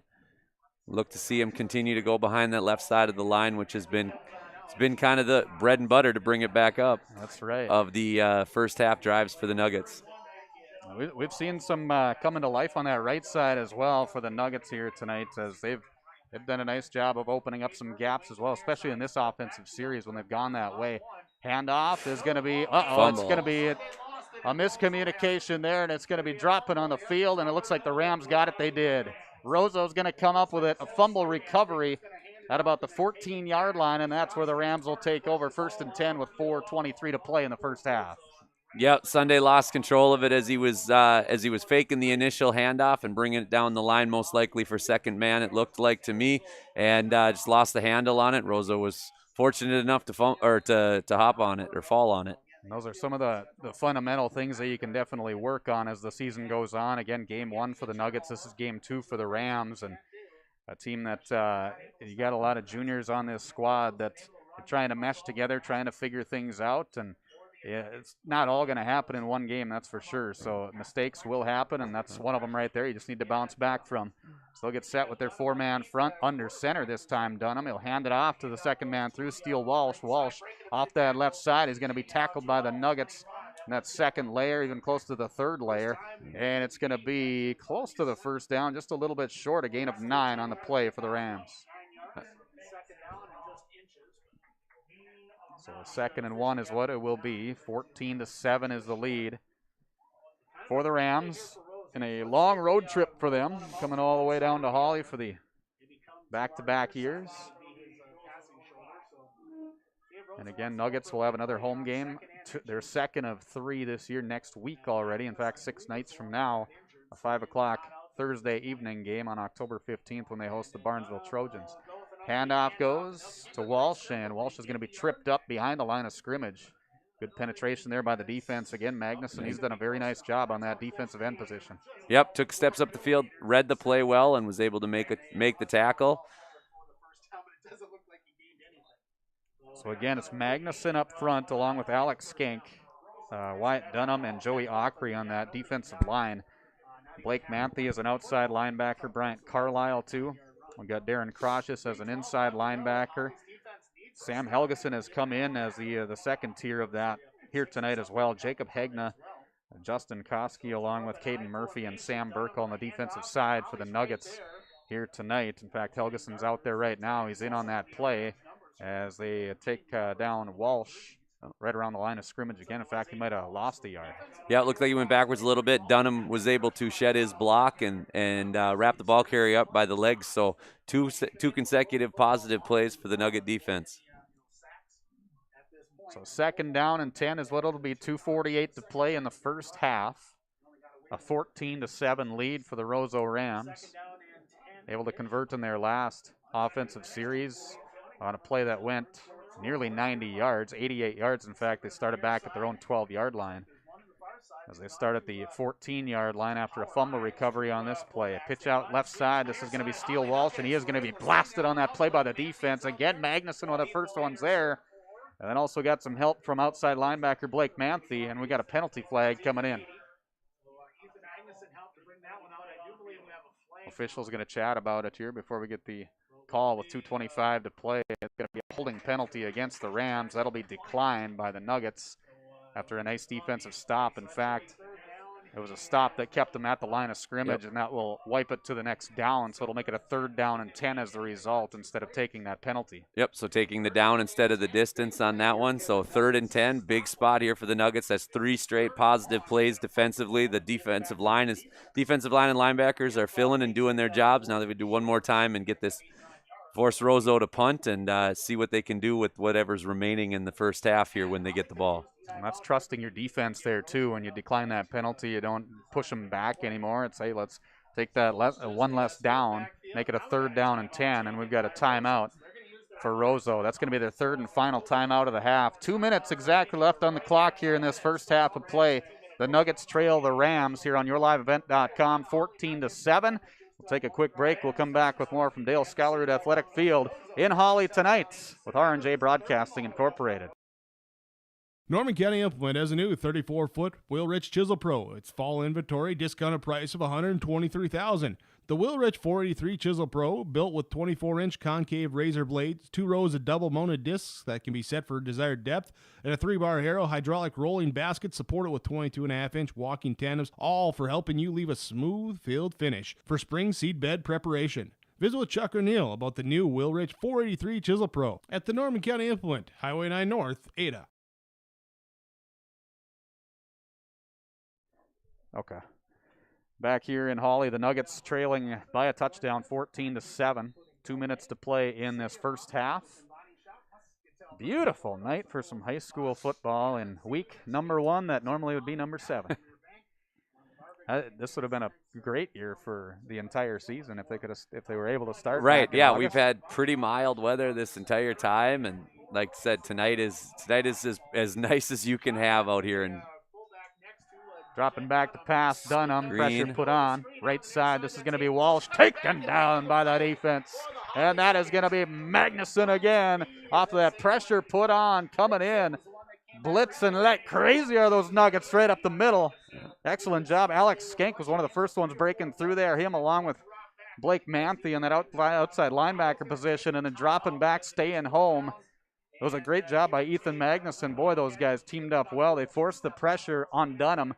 Had to dump that pass out really quick to Walsh. The screens they weren't able to set up, and as the result, it makes it a 4th down and 8 now for the Rams with 1:45 to play in this first half. So that was a huge defensive stop. Huge defensive stop. They stacked together some successful defensive plays, and on that one, the old adage on the screenplay is, hey, guys, they're not blocking you. If they're not blocking you, it's not something you've done. It's something that they're setting up. So Megs did a much better job that time of staying home and was able to make the play. Now timeout to preserve a little bit of the clock, force Roseau here into a punting situation, and see what kind of 2-minute drill the Nuggets can come up with here in the first half of week 1. I always wonder how much of a difference that makes wearing the mask when the coaches have the masks too. I'm so used to watching a mouth and yeah. reading a mouth. For these guys, I mean, you got to really, really pay attention even closer in situations like this. So communication is huge, especially this year. It's going to be for these guys. Punting situation for the Rams. They'll boot this one away. That was Dunham. Gets it to the 43-yard line on the Nuggets side, and it's going to be a fair catch called. Carson Brew back there with a fair catch. So in his first opportunity there, secured the football, and now it looks like with him staying on the field, a couple others, fresh numbers out there, they might be looking at a different formation here. We'll see. The benefit to the Nuggets is they got 2 timeouts left. They took one in that previous offensive series to save some of that clock. A smart move by the Nuggets as they trail 14-7 and a chance to score again here before halftime. That'd be huge if they could put another one on the board. 139 they've got to work with here with some decent field position. Shotgun formation, looking left side. Sunday whips one out to that left side, and he was trying to get it over. Brady Groton, intended receiver, yep. So Groton and Brew were on the field there for the first time tonight as they went with wide receivers, one to each side of the field. So looking to open it up here just a little bit with the clock winding down in the first half. And one thing to think about is it's not touchdown or bust necessarily here. We're not talking NFL leg or anything like that, but Sam Burkle has been a pretty reliable leg, so there is an opportunity just to put 3 on the board and know you're getting the ball back to start the second half. Shotgun formation again Sunday. Rolling to the right side as the pressure put on. They're rolling again, and he's going to be tossing this one out. And bobbled a little bit there and almost pulled in by Carson Brew as he had 2 defenders right in his face, but almost still able to scoop it up and get a big gainer there. That would have been huge for the Nuggets, but incomplete pass as the pressure put on in the backfield, and the defensive backs were doing their job too for the Rams. Good job by, Sunday avoided the pressure. I think he missed his initial target, but kept the play alive and was able to put a very accurate throw onto Carson Brew's hands. I had a chance to see these guys in practice on Wednesday for about an hour or so. I had a chance to watch And Sunday's got such a good arm and accuracy, the way that he can rifle that ball. If he can get some good time to pass, he can get it pretty accurate. And there's a line shot right into the middle. That is going to be caught and across the 50-yard line to the Roseau 44, and that should be enough for the first down. It is. Brew gets the slant route there, and up to the 45-yard line is where he'll get it. A first down and 10 for the Nuggets. 1:24 to play in the first half. Yeah, deep slant there, and Carson Brew, I believe that's the first reception of his career. Good time for it. Shotgun formation again. Receivers off to each end. Back to pass. A quick one to the right side, trying to get it to Groton. A little bit underthrown. Incomplete pass will result in a second down. The only benefit of that incomplete is it's going to stop the clock with 1:13 to play. The other thing with high school football is when they move the chains, they also get a chance to save on some time as well, as they wait until those are established before they'll start the clock again. So an incomplete pass isn't a bad thing for the Nuggets. You still got the 3 downs to work with, try and get another first. Yeah, it wasn't going to be a large gainer there, and I think they've set up Groton, who's about 6'4", 6'5" here, on a couple stop routes. Maybe there's a time to send a guy deep. Shotgun formation again. He's standing right at the 50. His Sunday handoff right up the middle, tricking him. Oh, it's Koski with a spin move. Gets beyond the 30-yard line up to the 25. I tell you what, they had that defense spread out so much they were worried about that long bomb that you were talking about. Nobody was set up in the middle waiting for Koski to blast his way through there. Yep, Justin did a great job bursting through the hole, got to that second level work, then the spin move. Whether it's winter or fall, Justin loves that spin move. So first down and 10 it'll be again for the Nuggets. Left side pass. This one, just off the mark of Brew. Just as he was spinning around, he had to be watching for that ball, as that is a dart coming in there. But an incomplete pass will slow him down a little bit there as you get into that faster motion. Sometimes you get a little excited, and everybody kind of gets off kilter sometimes. Yep, that was an out route there. Cole's got to put that one between Carson and the sidelines and make sure it gives him a chance to run into it and haul it in, or an incomplete pass that's not a threat of being picked off. That one was dangerous as it was thrown to his back shoulder. So get the opportunity to set his feet, understand he's got plenty of time, and he's had plenty of time on these last couple throws. Sunday shotgun formation again, right side, that slant. Oh, they're going for the out route this time. It's going to be the tight end coming up with the grab, and that was Joey Ockrey, and Ockrey is going to be taken down after a gain of about 5 yards for the Nuggets. So another nice play there. I thought they were going for that slant again. I think the defense did too. They got a little confused when there was a cross route coming. Brew was coming through, and they were both focused on him, and that opened up the out route for Joey Ockrey. So third down. In fact, they give him 7 yards. 3rd and 3. Pass left side deflected. And that'll be an incomplete pass. Wow, what a defensive stop there for the Roseau Rams. That was Gavin Helgland, a junior, as a defensive end coming in there. Got his big paw on there. And that makes it a 4th down situation now for the Nuggets with 28 seconds to play in the first half. It doesn't look like any motions to field goal set up or anything like that. So they're looking at sending Sunday back out there on a 4th and short. Trusting that offense. They do have the timeouts too if they want to try and figure it out and see if they can instead try and set up for a field goal, but it looks like they're going to sprint them out there, and they will. 4th down and 3 it will be. Shotgun formation. Receivers off to each side. Brew to the left, Groton to the right. Handoff goes up the middle. Koski met by about 4 or 5 Roseau defenders, and I don't know if he got it. I don't think so. He's going to be pretty close, but I think he only got a couple yards, and he needed 3. Yep. Good defensive stand there by Roseau. Bend without breaking here to go into the first half, and they're going to have 30 seconds here to see how they want to play with it. Boy, Alex Wensloff did a great job of clogging up that middle, and he has been kind of their workhorse up front for Roseau tonight and forcing a very tough spot for that offensive line for the Nuggets, and only a 2-yard gain when 3 was needed for the Nuggets with 28 seconds to play now in this first half. 14-7, Roseau with the lead. Some big stops there as we near halftime in Hawley tonight. So we'll spread them out here. The Roseau Rams will. They'll go under center this time. Dunham as the quarterback. He'll hand off to the second man through an I formation. It's just holding on to that football now and trying to get out of this as they're deeper in their own territory. Handoff goes to Steele Walsh. Brought down Joey Ockrey on his legs, and sophomore Johnny Vetter in there for some of the first reps of his young career, so getting in on a tackle here late in the half.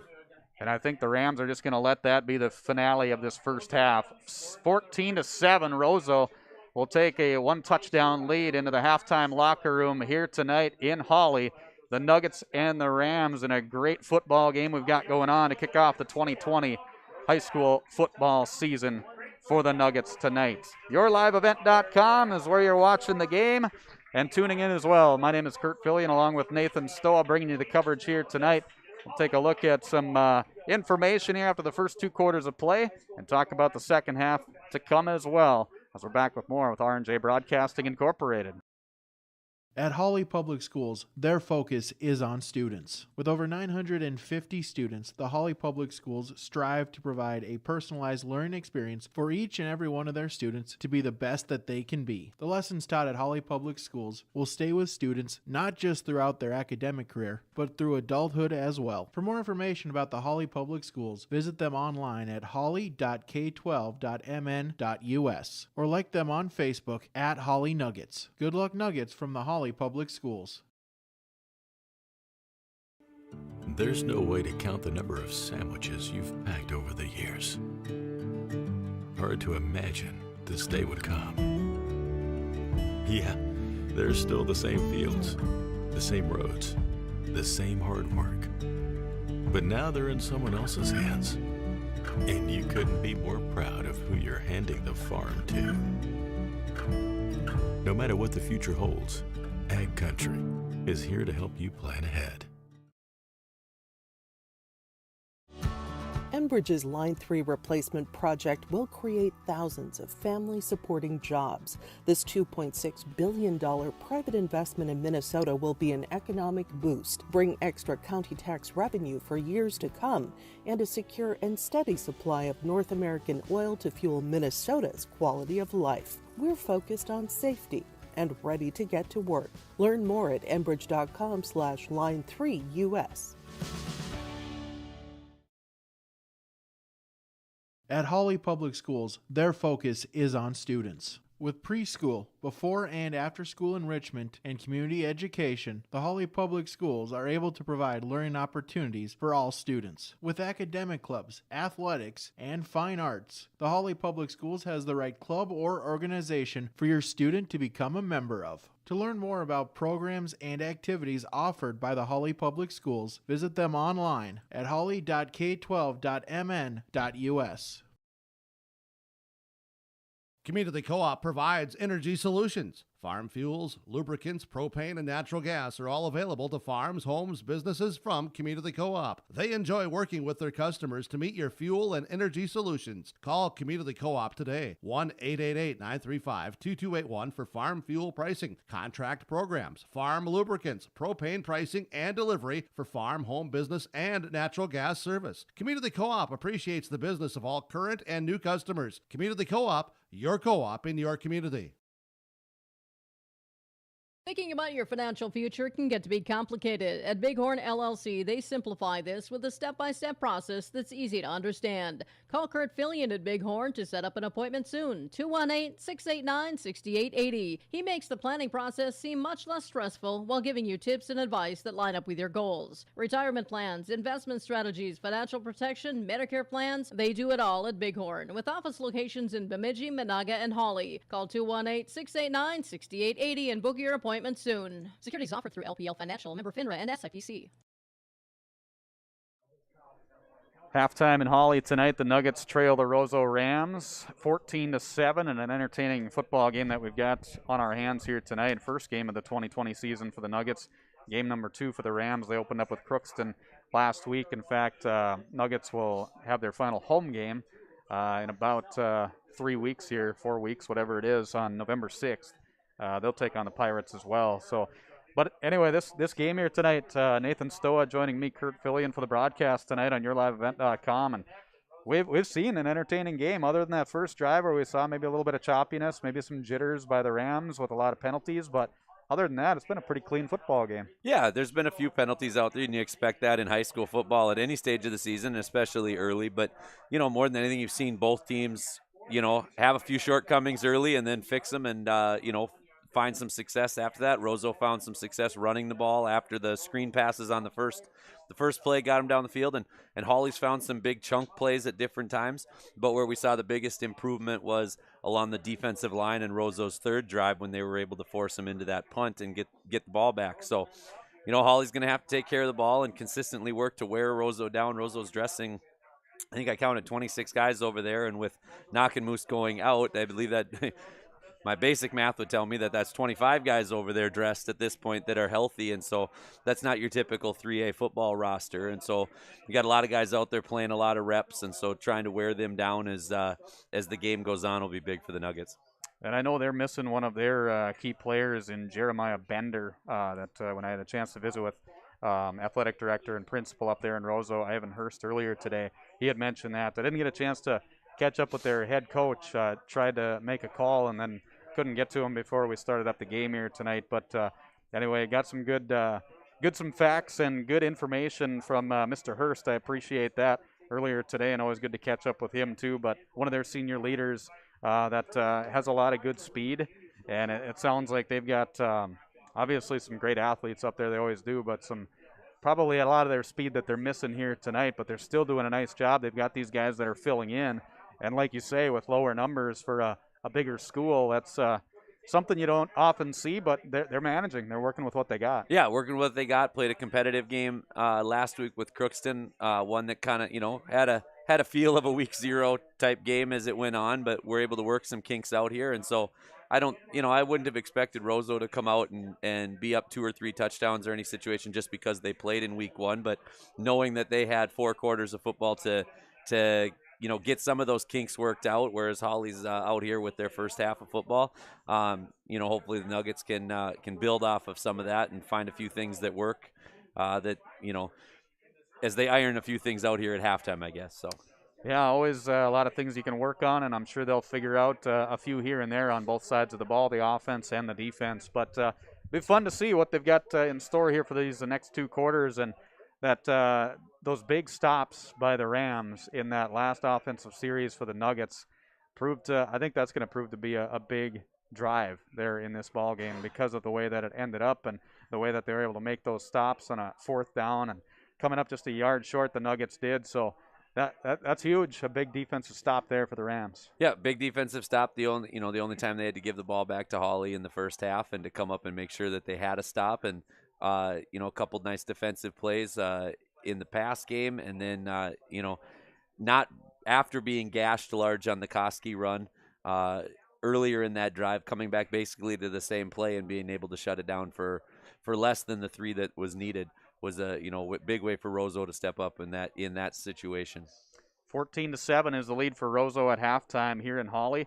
The Nuggets trailing on yourliveevent.com, part of R&J Broadcasting Incorporated. Again, thank you for tuning in wherever you might be tonight, getting a chance to watch this action. My name is Kurt Fillion, along with Nathan Stoa, joining me for the broadcast here tonight. We'll take a break. We'll come back and get set for the second half of play as the Nuggets trail by a touchdown, 14-7 on yourliveevent.com. At Hawley Public Schools, their focus is on students. With great facilities, small class sizes, dedicated teachers and support staff, and a variety of course offerings, make Hawley Public Schools the perfect choice for your son or daughter's educational setting. To learn more about Hawley Public Schools, including calendars, directory, menus, and athletic information, visit them online at hawley.k12.mn.us or follow them on Facebook. Good luck, Nuggets, from the Hawley Public Schools.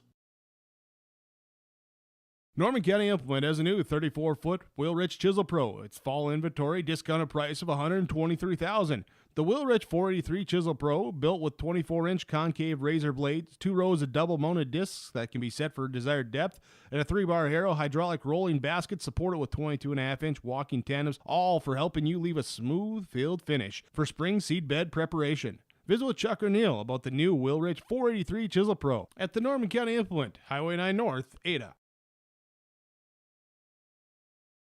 At Hawley Public Schools, their focus is on students. With over 950 students, the Hawley Public Schools strive to provide a personalized learning experience for each and every one of their students to be the best that they can be. The lessons taught at Hawley Public Schools will stay with students not just throughout their academic career, but through adulthood as well. For more information about the Hawley Public Schools, visit them online at hawley.k12.mn.us or like them on Facebook at Hawley Nuggets. Good luck, Nuggets, from the Hawley Public Schools.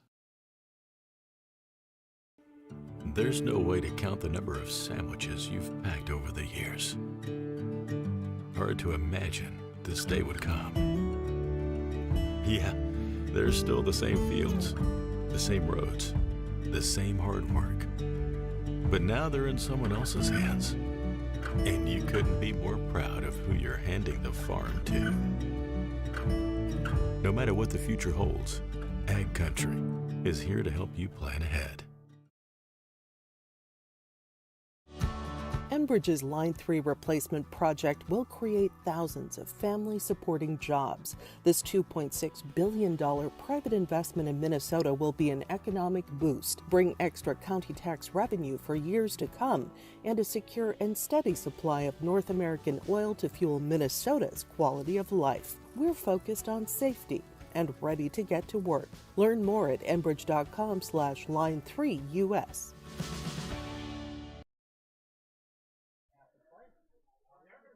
Back here at Dale Scholarwood Athletic Field.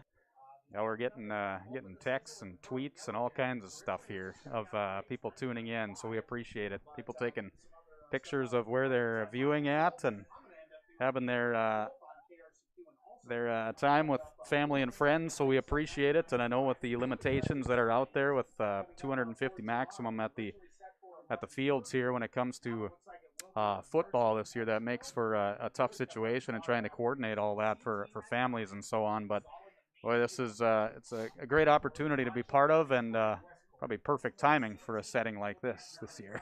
Right, absolutely. And you know what? It's one of those things. I've had a lot of conversations with different people, you know, in the different avenues of my life, whether it be teaching or my dad being a minister and then coaches and things. And there are certain things in this situation that we're going to find worked really well, and we're going to keep them. And they were unintended consequences on the positive side of things. Yep. And there's other things that we're going to get to go back to normal when it's all said and done. But something like this, or, you know, there's a lot of other things out there that we had to try. We didn't have any choice, but we're going to find that, hey, those were positives, and we're going to get to keep rolling with it. And we can improve from any situation. Absolutely. It'll just make us stronger down the road. So, again, we appreciate you tuning in. My name is Kurt Philly, and I'm alongside Nathan Stoa here tonight. We'll bring you the home football games this year. In fact, next week we'll have the Nuggets hosting the Trojans of Barnesville, a 5 o'clock game time.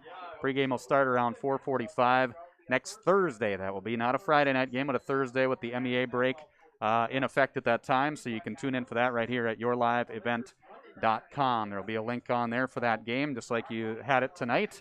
And the games will be archived as well. So if you ever wanted to check back and watch a game that's been broadcast, you can always do that and see how things panned out, or just to watch it again, just for something to do. Absolutely. If your favorite show's not on TV, hey, let's watch some Nuggets football. Or one of those times when it's like, I remember Kurt said something. It was so super intelligent. I got to go back and I got to find that. You got to remember it. And then they come back through the whole game and they're like, oh, yeah, I guess not.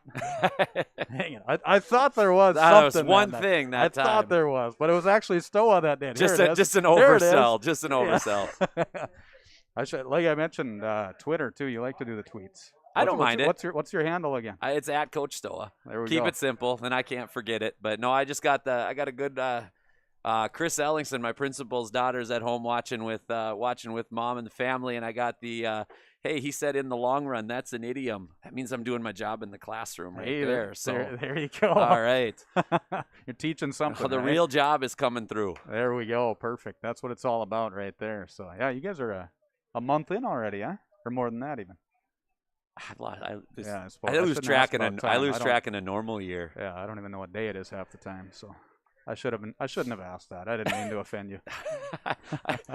With all the other things going on, I lose track in a normal year, much less in this crazy 2020 we've been living. Exactly. At least now we're shaving again and doing things like that, where we got to go a few months where we didn't even have to do that. I don't know how many times I taught in sweats and other things through a computer, but no, it's been nice to be back in person, see our kids, get back to a little bit of normalcy, working with our colleagues, and at least getting some of that interaction that we missed out on. Absolutely. Yeah, we're looking forward to the second half here of play, as well as the Nuggets are trailing 14-7 at halftime to the Roseau Rams in game number 1 of the 2020 season for the Hawley Nuggets. We'll take a quick 30-second break, and we will come back with the second half right after this. At Hawley Public Schools, their focus is on students. With preschool, before and after school enrichment, and community education, the Hawley Public Schools are able to provide learning opportunities for all students. With academic clubs, athletics, and fine arts, the Hawley Public Schools has the right club or organization for your student to become a member of. To learn more about programs and activities offered by the Hawley Public Schools, visit them online at hawley.k12.mn.us. There we go, second half of play. We are set to start up as we've got the Rams getting set for the kick. That's going to be Nolan Hansen. Hansen will get set to boot it away, and we are set to go as that's going to be taken at the 30-yard line. Bounced a couple times, but Burkle's able to take it. He cuts back into the middle, and he's pushing his way forward there. Another strong run by the Nuggets special teams all the way up to the 43-yard line, so a gain of 13 yards on that return, and some great field position again for the Nuggets to get this second half of play started. Great field position, and maybe the best thing that happened on that play was Mr. Croshes there missed on his block, which probably would have brought the play back, so it was a positive whiff there as it was on nearly a block in the back, but we're in a good situation now, and hopefully a drive here that can even this up. So just underway in the second half of play. Nuggets will come to the line. Under center will be Sunday with a wing off to the left, split backs in the backfield. He'll hand it off to the second man through Koski, straight up the middle. Everybody was keying on Burkle. They thought he got the handoff. Great fake by Sunday, and also by Burkle to sell it too. And Koski pushes his way forward for a gain of about 13 yards and a first down and 10 for the Nuggets. Another great hole originally opened up over there by the left side of the offensive line, and Koski has been running hard all night long, and I think they're going to keep continuing to go back and feed him. Same formation with a wing off left, split backs in the backfield. The handoff this time it's going to the first guy through. That's Koski, and Koski's going to be picked up right away by the defense of the Roseau Rams, and that was Hayden Nelson coming up with the tackle. Yeah, Nelson and Dunham in there both with good sticks on Koski. So keep in mind there's a Dunham on the Roseau side, number 10, and there's a Dunham on the Hawley side, number 64.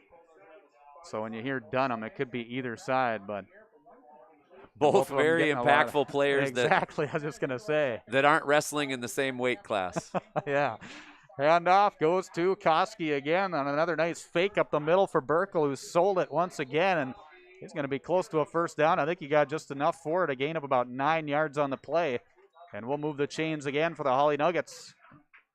Up to the Roseau 34-yard line is where the ball is going to be placed. 10:45 to play in the third quarter, and a 14-7 lead for Roseau. Good hard running again by Justin Koski. He's going to get a breather on this play as Manthe took his spot and back into a little bit more of an I formation with the wing. Sunday will get set under center, handoff, second man through. That's Burkle. Nice lead block there up front by his running back Koski, but also had a great block up front too by Lester. Yeah, but Hayden Nelson saved a big chunk there too as he was able to trip Burkle up. Burkle a little bit more slight than the other running backs, so he's not necessarily your tackle breaker. He's doing a little bit more of that. He's got a little more elusivity to him. I think I might have just made up a word. I think elusivity so. Something? Yeah. I don't know. See intelligence? Right here, right mark to my that, right. Mark that on the YouTube Mark and go it back down. to it. Yeah. Making up words. Archived right here. Handoff goes to Markle, and he is going to be wrapped up right away by the defense. Good penetration there by that linebacker, Steele Walsh, coming in to get the wrap up, and helping to finish off that play was Carter Christensen up front of that line. So defense not allowing anything to happen on that play. Nothing on that one. Hard to be elusive when there's 3 guys draped on you. 3rd down and 6 it's going to be for the Nuggets as he got right back to the line of scrimmage. Maybe a short gain on the play. Moved the football up a hair there. So a 3rd and 5, we'll call it. I formation backfield, wing off to the right side. Handoff goes second man through Koski, waiting for that hole to fill and able to find the hole, but we've got a penalty flag coming in from behind. I think they're going to get cautious with a hold here. So yeah, hold it is against the Hawley Nuggets, the first official sign there by the white hat. And that'll push it back 5 yards from the spot of the foul there at the 30-yard line. And we'll let him know the more he shrugs, the more Make it guilty. 10 yards, the more guilty he looks, and people realize that it was him. He's questioning it. So 10-yard penalty, not the 5. So back to the 40-yard line is where it's going to be, making it the 3rd down and long for the Nuggets. Yeah, 3rd and about 16, if my eyes are playing correctly. The way they've been blocking well on that left side of the line, I think both pass and run are still in play here on 3rd down. They got the receivers, Groton left side, and the right side they got Bruce, so you could expect a pass play. They've been the targets. Faking the pass, Sunday down the field. Groton twisting and turning, looking for that ball. We got a pass interference against the Roseau Rams on that play. Got a little too close. Groton was turning left, turning right, twisting and looking up in the air to see where that ball was. And as the result, some contact in the backfield. And I tell you what, a 3rd down and long is going to turn into a 1st down and 10 for the Nuggets. Yeah, that same matchup over there is what we saw earlier or at the end of the first half with Groton and the corner from Roseau.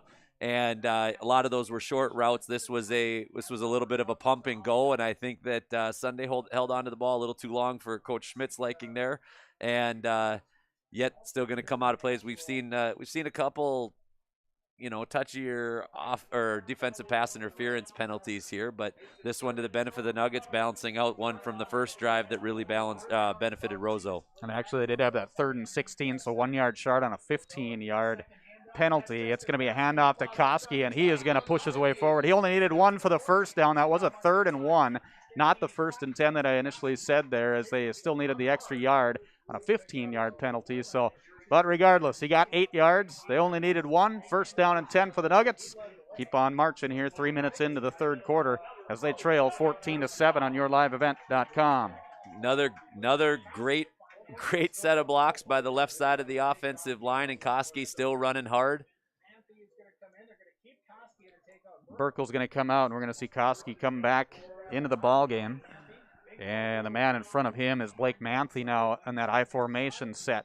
Handoff goes to Koski. Koski waits for the blocks to establish, and not a whole lot happening there. A lot of white jerseys sealing up that play pretty quick, but he's still able to squirt forward for a gain of a few anyway. It'll be a 2nd down and 7. Yeah, good hard run. Not as much space on the right side of the offensive line, but Koski's running mixed with what they were able to give him.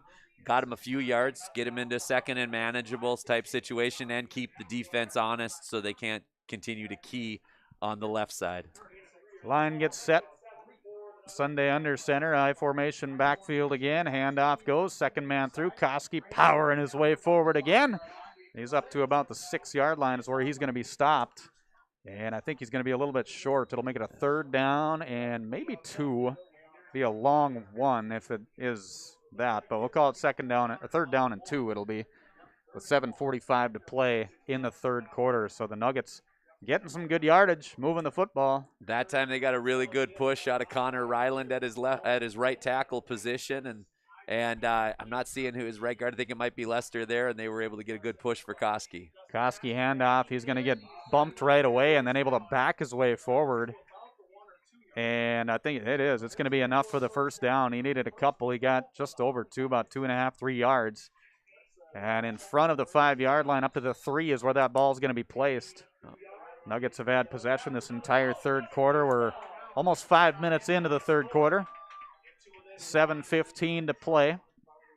And a 14-7 lead for Roseau. Nuggets knocking on the door, though, on a 1st and goal at the Roseau 3-yard line. Everybody in tight for Roseau. Packing it in. They'll hand it off straight up the middle. Koski twisting, turning, trying to get away from the defense. He's in for the touchdown. 5 minutes into the 3rd quarter, the Nuggets able to score and make it a 1-point game here with the extra point conversion coming up, the attempt. Good push by Lester and Ryland again there, just enough, and hard running by Koski to he got stood up a little bit, but he was able to keep the legs churning, backed in and reached over the goal line. So well-earned touchdown and well-earned touchdown drive out of the Nugget offense. So they're going to try for the extra point kick. Sunday will be holding, and it's going to be Burkle trying for the kick. The kick is up, and the kick is good, but we've got a penalty flag down. It's going to be running into the kicker or roughing the kicker. It is. It's going to be penalty against the Rams. Assessed on the kickoff. So they went all the way to the roughing, which will benefit the Nuggets even more here on the kickoff. So the extra point kick still good, even on the roughing the kicker.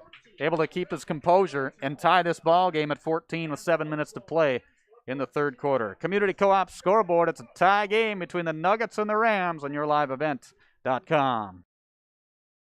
Community Co-op provides energy solutions. Farm fuels, lubricants, propane, and natural gas are all available to farms, homes, businesses from Community Co-op. They enjoy working with their customers to meet your fuel and energy solutions. Call Community Co-op today, 1-888-935-2281 for farm fuel pricing, contract programs, farm lubricants, propane pricing, and delivery for farm, home, business, and natural gas service. Community Co-op appreciates the business of all current and new customers. Community Co-op, your co-op in your community.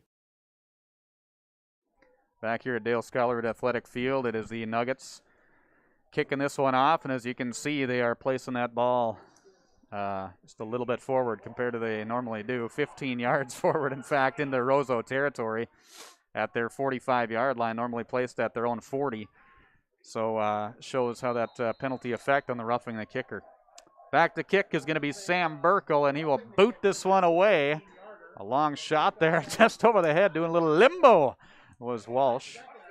Steele Walsh let that one go, and a smart decision because he was back. Well, he was in the end zone anyway. Yep. I was thinking he was right a step in front of it. Yeah, in high school, once the ball crosses the plane of the end zone, it's going to be a touchback. But that would have been an interesting time, and it's early in the season. If a hard squib or a pop-up kick or something along those lines where you have that extra yardage to play with and see if Roseau makes a mistake. But either way, as deep as they've been as far as field position goes off of a kickoff so far.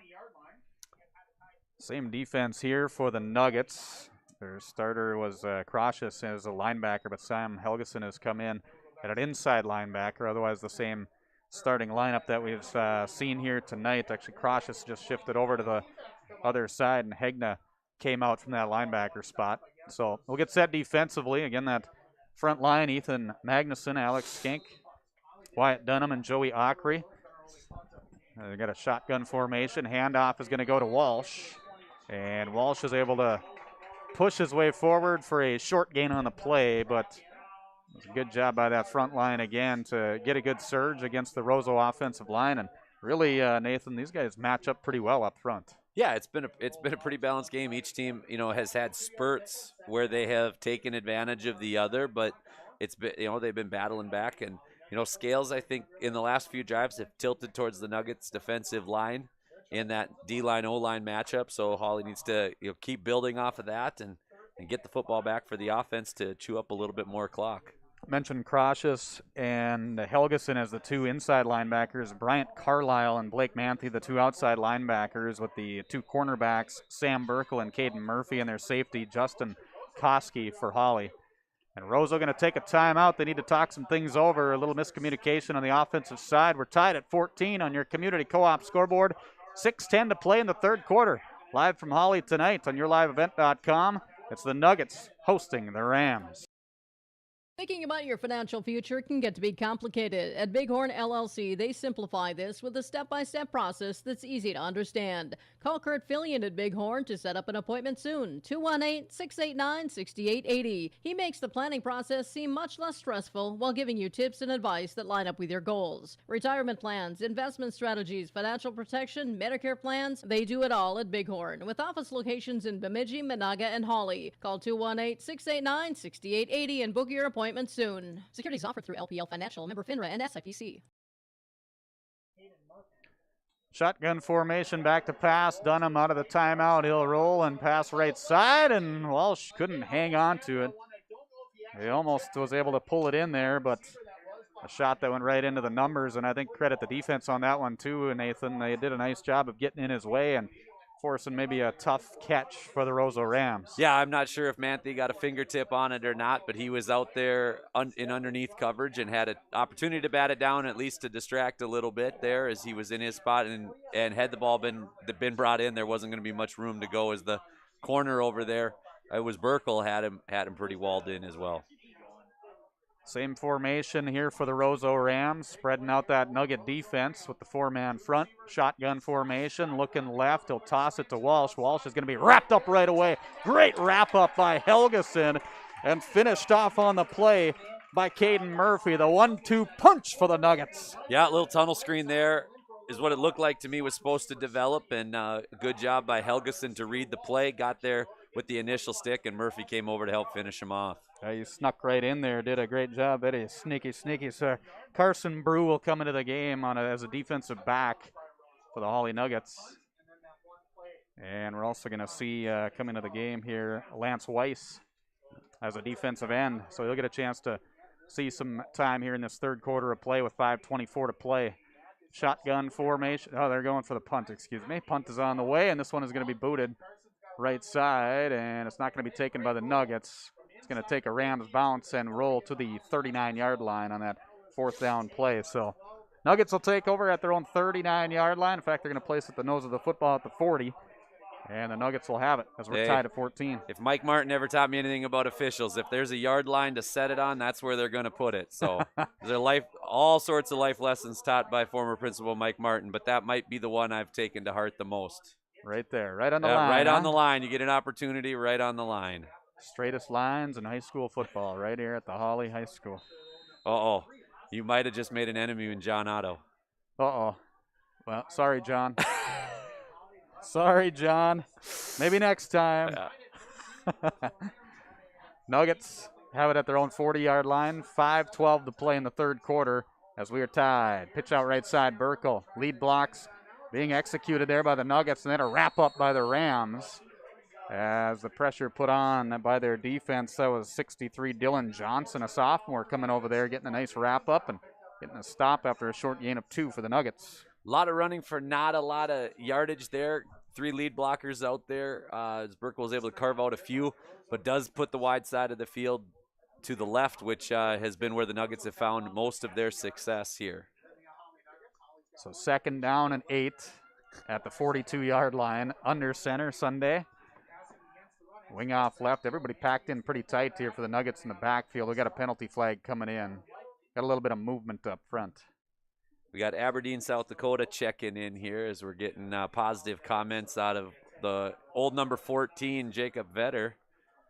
Enjoying the shout out to Mr. Martin. So, all right, good deal. Good to have. We're all over the tri-state area right now. That's right. Man, how many states are we going to cover tonight? How many do you think? I don't ask. How many grandparents we've got? How many households do we have right now? Oh, we're up just under 200 households. Then you times that by 60 at each place, and no. Not even we're not saying that. We better not have viewing parties of 60 in 2020 at this point. No. But I know there's some that probably have some people, whether it's friends or family over to check out the games and doing their part in social distancing. So thank you very much for watching here tonight. We appreciate it. So it was an unsportsmanlike conduct penalty that happened in there. So we're going to have 2nd and a country mile here for the Nuggets. Yeah, I thought they were taking her to Hitterdal there for a second, but they held it up at the 22-yard line instead. Can't get much closer in the game of football to Hitterdal than we are right now. I think John Otto made a call. He said, hey, why don't you bring that football up here? I'll show you straight lines. Show you some lines. Show that Fillion kid what he's talking about. 2nd down, like you say, 2nd down and long, 2nd and 22, in fact, at the 22-yard line, and it's 2nd and 28, actually. Back to pass. Sunday is going to get the pass over the head of Burkle as the pressure was put on heavily by the Roseau Rams. One of the first guys in there on that rollout there was Gavin Helgland, the junior, putting the pressure on the quarterback Sunday and forcing a very tough spot. And now a 3rd down and 28 to go for the Nuggets. Yeah, probably looking at a conservative situation here to make sure that the ball is protected where field position is at, and we've been running with and gaining big chunks here. So look at some sort of conservative pass play here potentially, or getting it back on the ground and trying to come up with some a chunk gain. Hayden Walsh coming in for Tommy Monzard on the Roseau side defensively as a linebacker. Faking the pass. Sunday down the field. He's got a receiver. Brew just over his head. A little bit over the spot and incomplete. He wanted to get it over the defense. Obviously, that was back there in Garen Schumacher. But just a little bit beyond the fingertips of Brew down the field. And just a seam route right down that right side, around the Roseau 40-yard line. So well-placed ball, but just a little bit too long. Don't take me to Vegas. That wasn't a conservative pass play at all, but it was a good call for that situation, as it proved out that Brew had 2-3 steps on his defender, had an opportunity, but unable to connect. And you see those pump fakes that he does too. He forced that defense to really suck in those linebacker spots. Does a nice job of that. Nice spiraling kick here for the Nuggets. It's going to be grabbed at the 35-yard line. This is going to be Dunham. Dunham takes it, eludes one would-be tackler, spins to get away from another, and now he's going to be taken down at about the 45-yard line. So a nice gain on that punt to give the Rams some decent field position here. Lance Weiss, the first guy down the field on punt coverage there, was unable to get a hand on the foot of Dunham, the return man, but was able to force him wide, and Magnuson and a couple others came up for the stop. Coverage here tonight made possible by sponsorship. If you are a local business or organization that wants to help keep this stream alive for the Hawley Nuggets, make sure to give a call to R&J Broadcasting Incorporated. They'll help get you set up. 800-569-4171 is their toll-free number to call, and they will help you out to establish that and get you on this live stream that you can see the ads and placement that they've got coming across. Very nicely put for you to give you some extra exposure with your business or organization. Handoff goes to Walsh, and he is going to be trying to push forward and get away from the defense. He was able to gain some decent yardage there for the Rams. It was collected by, who was in there? Crocious was in there. We had Dunham was part of that, trying to get in on the tackle too. But, yeah, just a lot of guys for the Nuggets. Aiden Walsh there with a big blow-up block on doing his job there to help spring that play for the 5-yard gain. So Rams will come out of the huddle, a second down, and 4 it'll be at the Nuggets 49-yard line. 4 minutes to play, third quarter, in a tie ball game at 14, as you see across the screen. Faking the handoff. Dunham is going to push his way forward up the middle. He gains a couple of yards before he's collected by the defense. Skank, one of the first guys there to make the stop, and coming off of that too was Magnuson. So we got a 3rd and short here. Good fake the jet sweep action, quarterback keeper. Yeah, there's been a lot of third down opportunities here in this game, Nate, with these plays, and even fourth down conversions have been pretty big for both teams. There's been some huge plays throughout the entire evening, both offensively and defensively, that we've seen tonight between the Nuggets and Rams. Making for an exciting game. 3rd down and 2 for Roseau at the Hawley 47-yard line. Faking the handoff left, going right up the middle, and Walsh is going to push his way forward for a gain of 3. He only needed 2. That's a first down for the Roseau Rams. That was Aiden Walsh, the senior for the Rams. Yep. Counter off of the jet sweep action there, opened up a hole large enough where Dunham was able to make first contact on the line, but not driving backwards, and Helgeson came in to help out on the stop, but not enough here. So now Nuggets got to regroup here and try to get a stop here and try to force Roseau into some uncomfortable situations. 1st and 10, man in motion. They'll fake on that. Handoff goes up the middle, and Nuggets say, I don't think so. Very nice defense there on the read, not getting faked out by it. In fact, 4 Nuggets on that play defensively. Skank was the first one there on the defense. Helgeson coming off of that pile as well, along with Dunham. And who else did we see out there? 25 for the Nuggets as well. Yeah, Hegna also getting it on that play too. So back into the action for him as a linebacker right behind their defensive line, and Wyatt Dunham up front. So very nice team tackle by the Nuggets, all getting in there and forcing the Rams in a tough spot, dropping them back a yard. 2nd down and 11. 2 minutes to play in the third quarter. tied at 14. Rams shotgun formation, shifting the defense out of the way, rolling right side. This is going to be a pass down the field and out of the reach, but a penalty flag coming out as Burkle had the coverage, but he might have had some contact with him around the 20-yard line as well. Good pressure on the quarterback there. Pretty well delivered, or pretty well thrown ball, and they're going to get another illegal contact down the field, defensive pass interference. And that was Knockenmoose, who was back into the ball game for the Rams. Always good to see when players are able to make it back in. He had an injury situation in the first half in that second quarter, and he is back, and he showed some good strength there with that throw. Between him and Dunham, they're the two that have been playing at that quarterback position here tonight. It's been mainly Dunham. Started out with Knockenmoose as their quarterback, and then they shifted over to Dunham and had Knockenmoose over to a receiver spot. He is now switched with Dunham, who's out to that right side.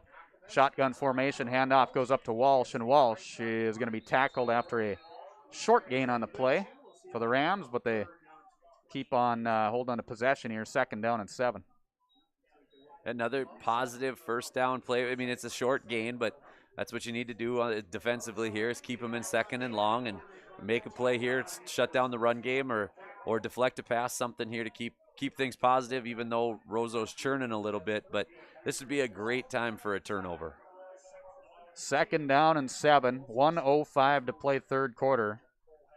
As the Rams get set behind the line, shotgun formation, they'll fake the handoff, and Knockenmoose will take it himself after a couple of fakes there to his wing off the right side that was coming in motion, and then to his running back as well, who ended up being his lead blocker, Walsh.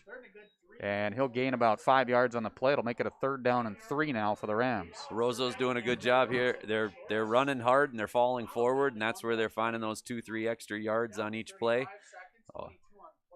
Yeah, and we've been seeing that a lot here tonight on both sides. Koski doing that same for the Hawley Nuggets and their offense. Burkle we've been seeing too in his carries. So a lot of hard running between these two teams. Handoff goes man in motion. That's Walsh. He is wrapped up in the backfield. Great defense by the Hawley Nuggets, getting the containment and reading that play well. Carlisle doing a nice job getting in there, hunting down that man in motion, Walsh, and not letting him go anywhere. Great tackle by Carlisle. Yep, he saw the jet sweep. Jet sweep guy is his guy to make sure that he comes up and makes a play on, and that time he came up and wrapped him up and drove him back for a loss. Now it's Roseau's going to spend another timeout on an important play here. 4th and 4 it will be. Oh, in fact, it's the end of the third quarter.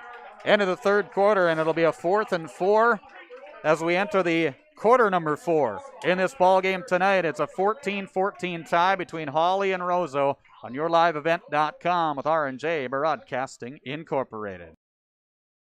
At Hawley Public Schools, their focus is on students. With great facilities, small class sizes, dedicated teachers and support staff, and a variety of course offerings, make Hawley Public Schools the perfect choice for your son or daughter's educational setting. To learn more about Hawley Public Schools, including calendars, directory, menus, and athletic information, visit them online at hawley.k12.mn.us or follow them on Facebook. Good luck Nuggets from the Hawley Public Schools. Norman County Implement has a new 34-foot Wheelwright Chisel Pro. Its fall inventory discounted price of $123,000. The Wheelwright 483 Chisel Pro, built with 24-inch concave razor blades, 2 rows of double-mounted discs that can be set for desired depth, and a 3-bar Harrow hydraulic rolling basket supported with 22.5-inch walking tandems, all for helping you leave a smooth filled finish for spring seed bed preparation. Visit with Chuck O'Neill about the new Wheelwright 483 Chisel Pro at the Norman County Implement, Highway 9 North, Ada. 4th quarter, we are getting set to start here. The Nuggets and the Rams getting all kinds of messages here. Nathan Stoa, man, I picked the right guy to be my color guy because he is just Mr. Hollywood over here. Hollywood.com. There you go. Right? There you go. Not the Holly. We're talking about the Holly. That's right. Hawley. Welcome to town, by the way. Thank you very much. I appreciate it. The official welcome to town on a Friday night here. There we go on the live stream, heard across the region at least. I'm wondering if we've got some Canadian listeners. If we do, let us know. Rolling right side, knocking Moose is going to be knocked at the line of scrimmage. He might have gained a yard on the play, but it was a 4th and 4, and the Nuggets deliver defensively to force the stop and a turnover on downs for the Rams. Yeah, Maggs was there and then joined in a little bit later by Manthe. And so, yeah, that's a big 4th down turnover there for the Nuggets. Now it's time to kind of go back to old Hawley Nuggets football. It's time to grind the clock a little bit and put 6 on the board. So 11:53 to play in this ball game.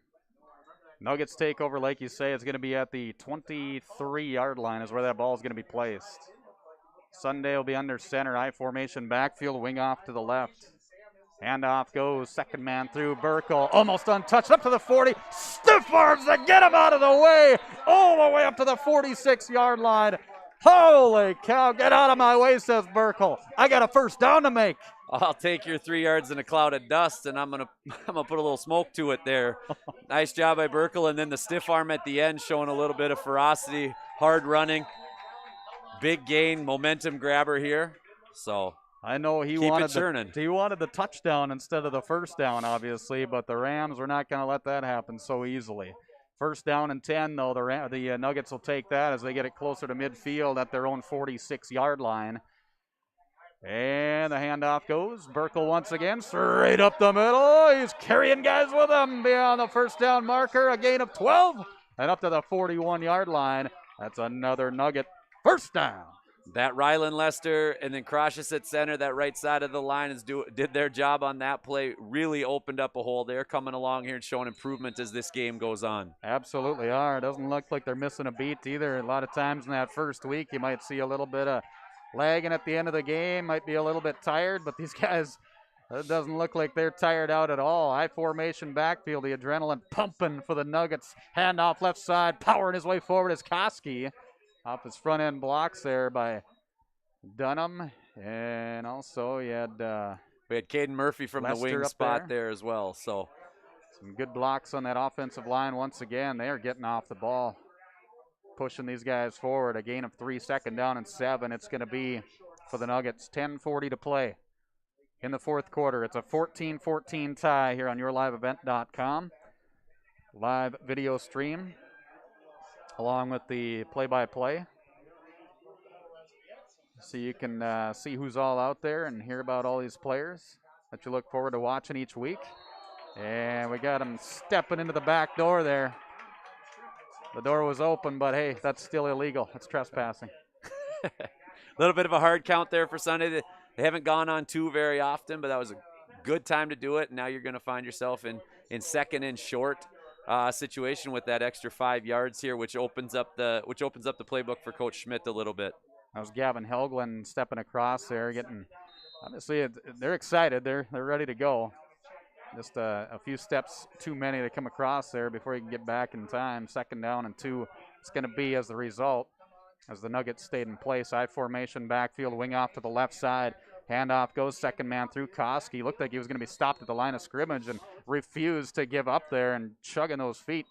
Moving forward for a gain of 3 when he just needed a couple. So a first down for the Nuggets. He did a lot of that on his own, as you said. And that hard running allowed him to fall forward and get the first down. It was a couple missed blocks there, which hasn't happened often on the left side of the line, but Koski was able to carve out just enough. Big first down as they're churning clock and yardage.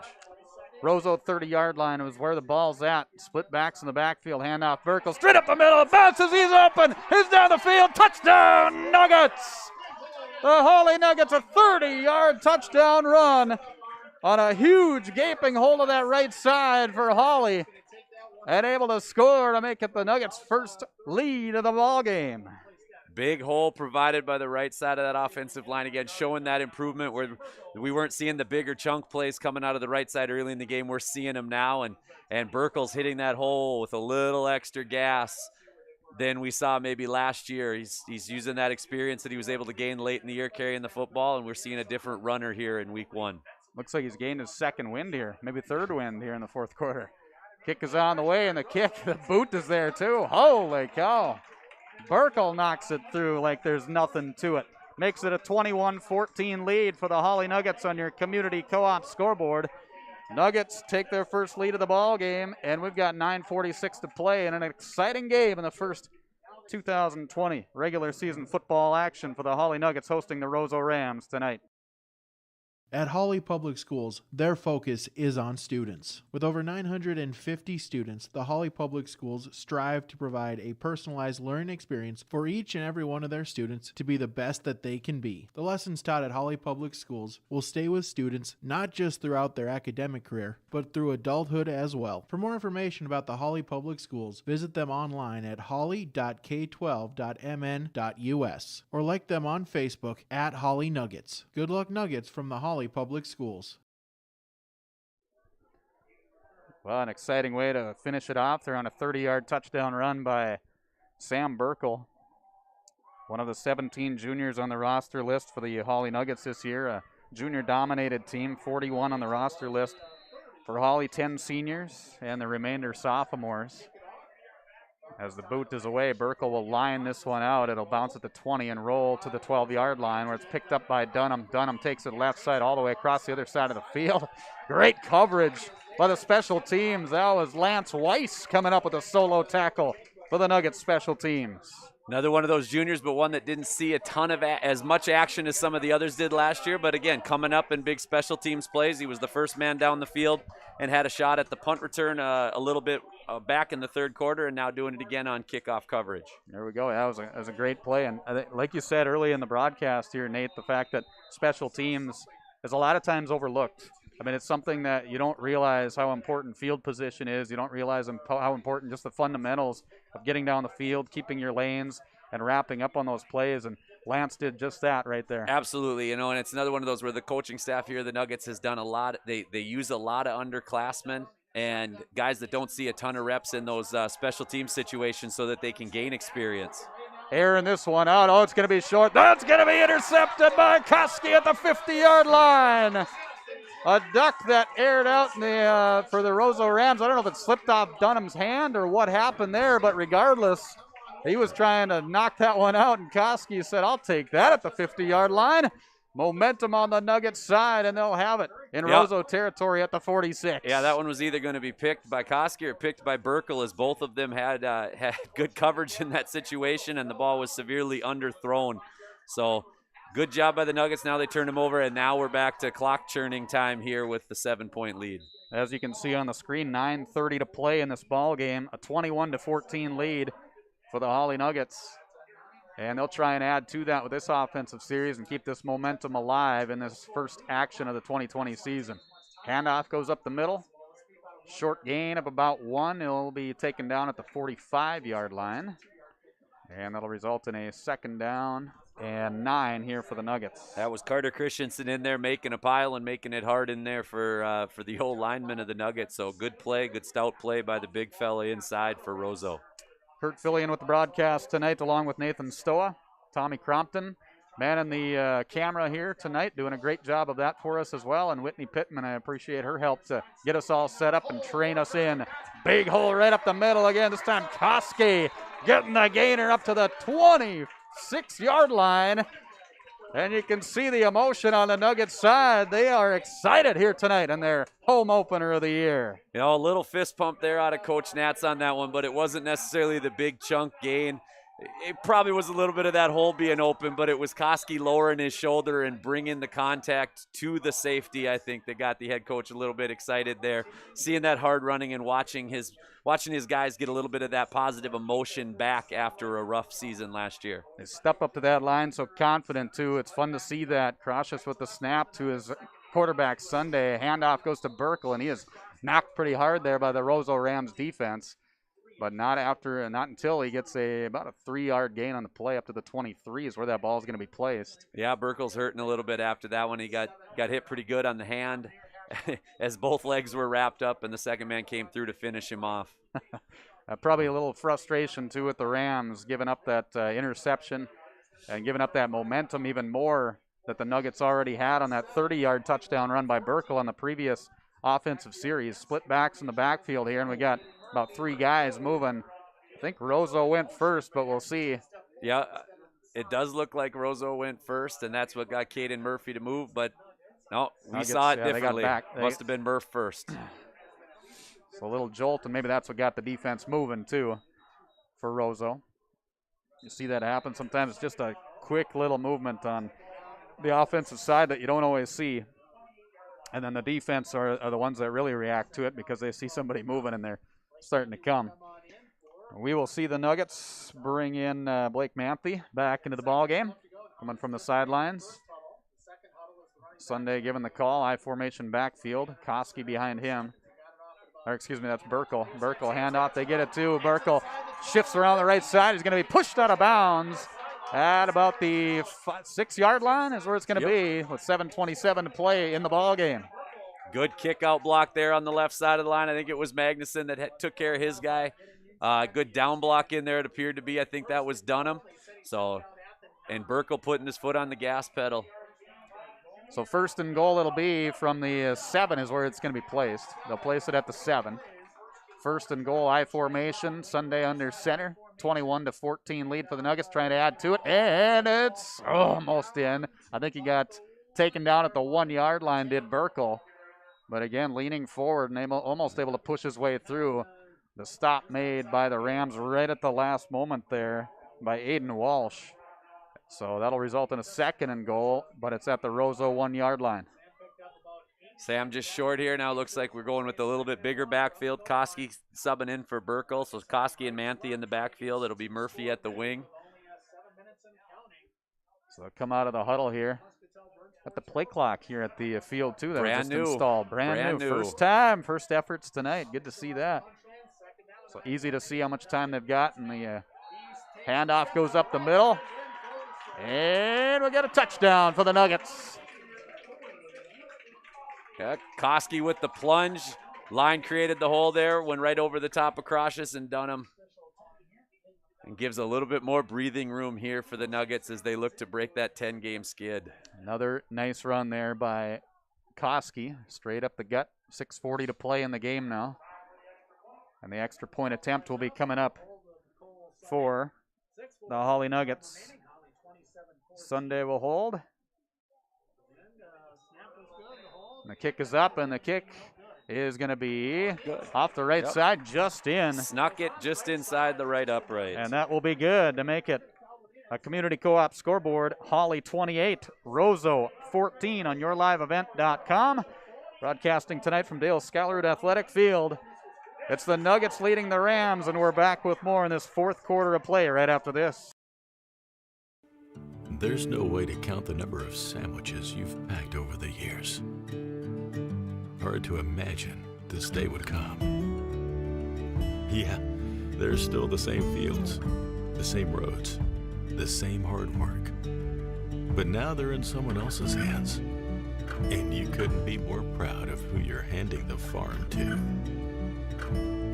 No matter what the future holds, Ag Country is here to help you plan ahead. 6:40 to play in the ball game. Now a 2-score lead for the Hawley Nuggets.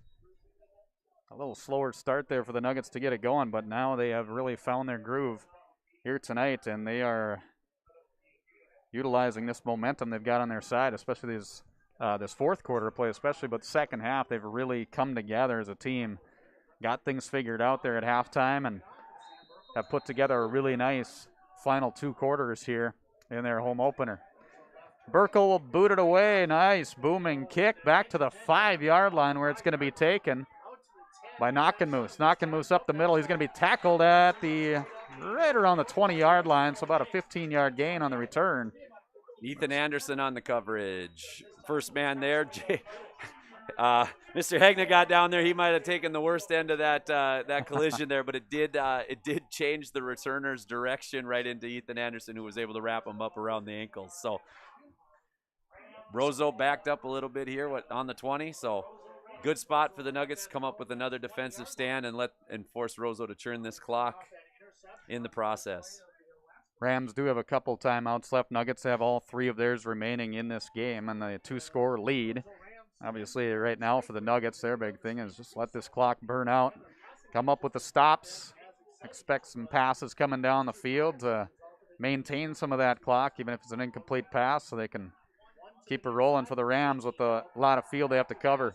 Down the field, Knockenmoose airs this one out. He's got a receiver. Oh, just over his head. Incomplete pass. And he was trying to get it to Max Wilson, his receiver, a sophomore. And just over his head there on that throw, but a well-thrown ball there by Knockenmoose. Just a little bit overthrown. Yep, and Murphy stopped his feet in his coverage for some reason, and that's what the coaching staff is talking to him about here with down and not so much down in distance, but more score and time and what the situation is with their formation. So making sure that there aren't any big chunk plays in the passing game for Roseau. So shotgun formation, 2 receivers off right, 1 left.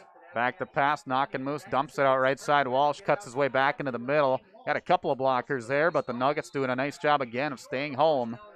It'll be a gain of about 9 yards on that play. It'll make it a 3rd down and 1 for the they're Rams. giving him a first here, it looks like. They stopped the clock, and the White Hat's pointing, but there'd be no reason to stop the clock if it wasn't a 1st down, and now they're sending them.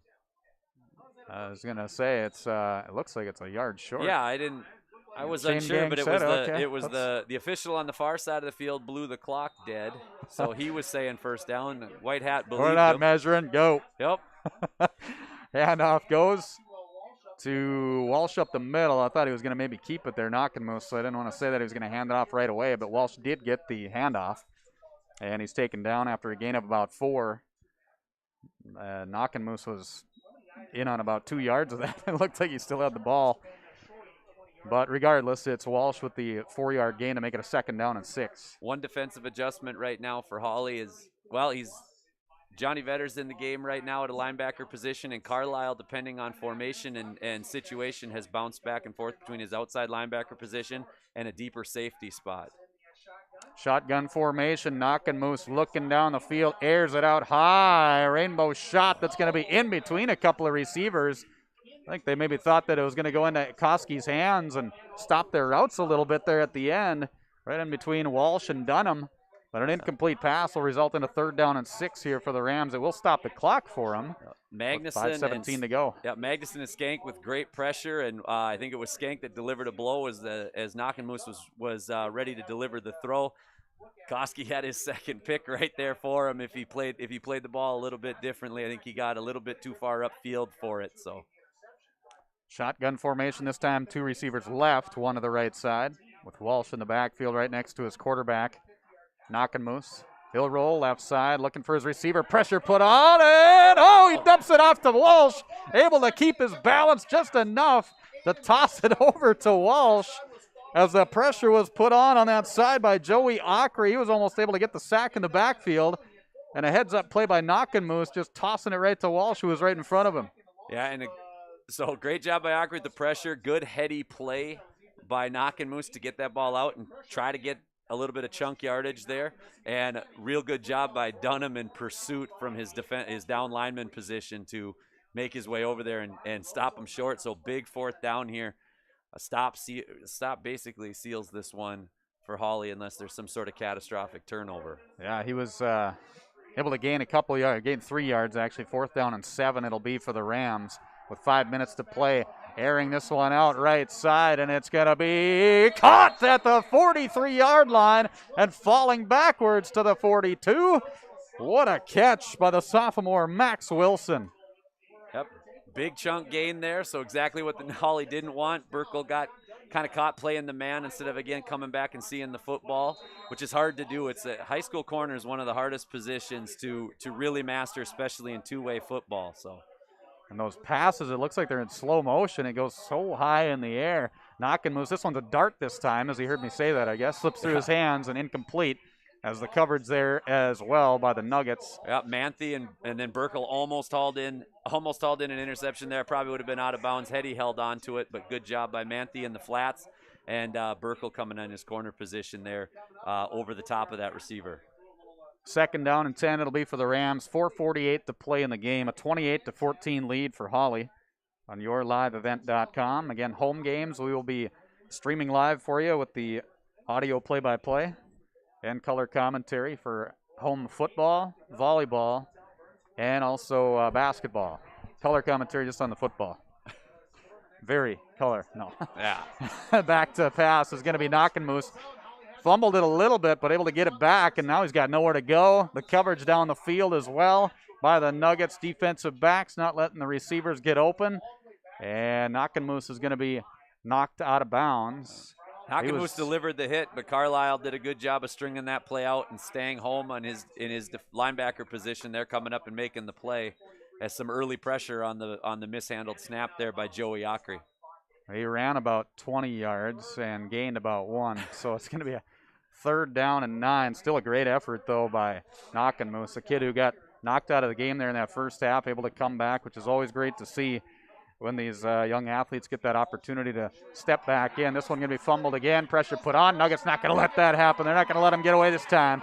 He is taken down at the 47-yard line on the Roseau side, so a big loss on the play for Roseau. Yeah, a little shared sack there after the fumble by Magnuson and Acri as they were both getting there at about the same time. It was one of those meet at the quarterback situations. So now it's Roseau's time for 4th and a country mile. 4th and 20 it's going to be. 4 minutes to play in the ball game. And a 28-14 lead for the Hawley Nuggets. Again, it just took them a little bit to get things going.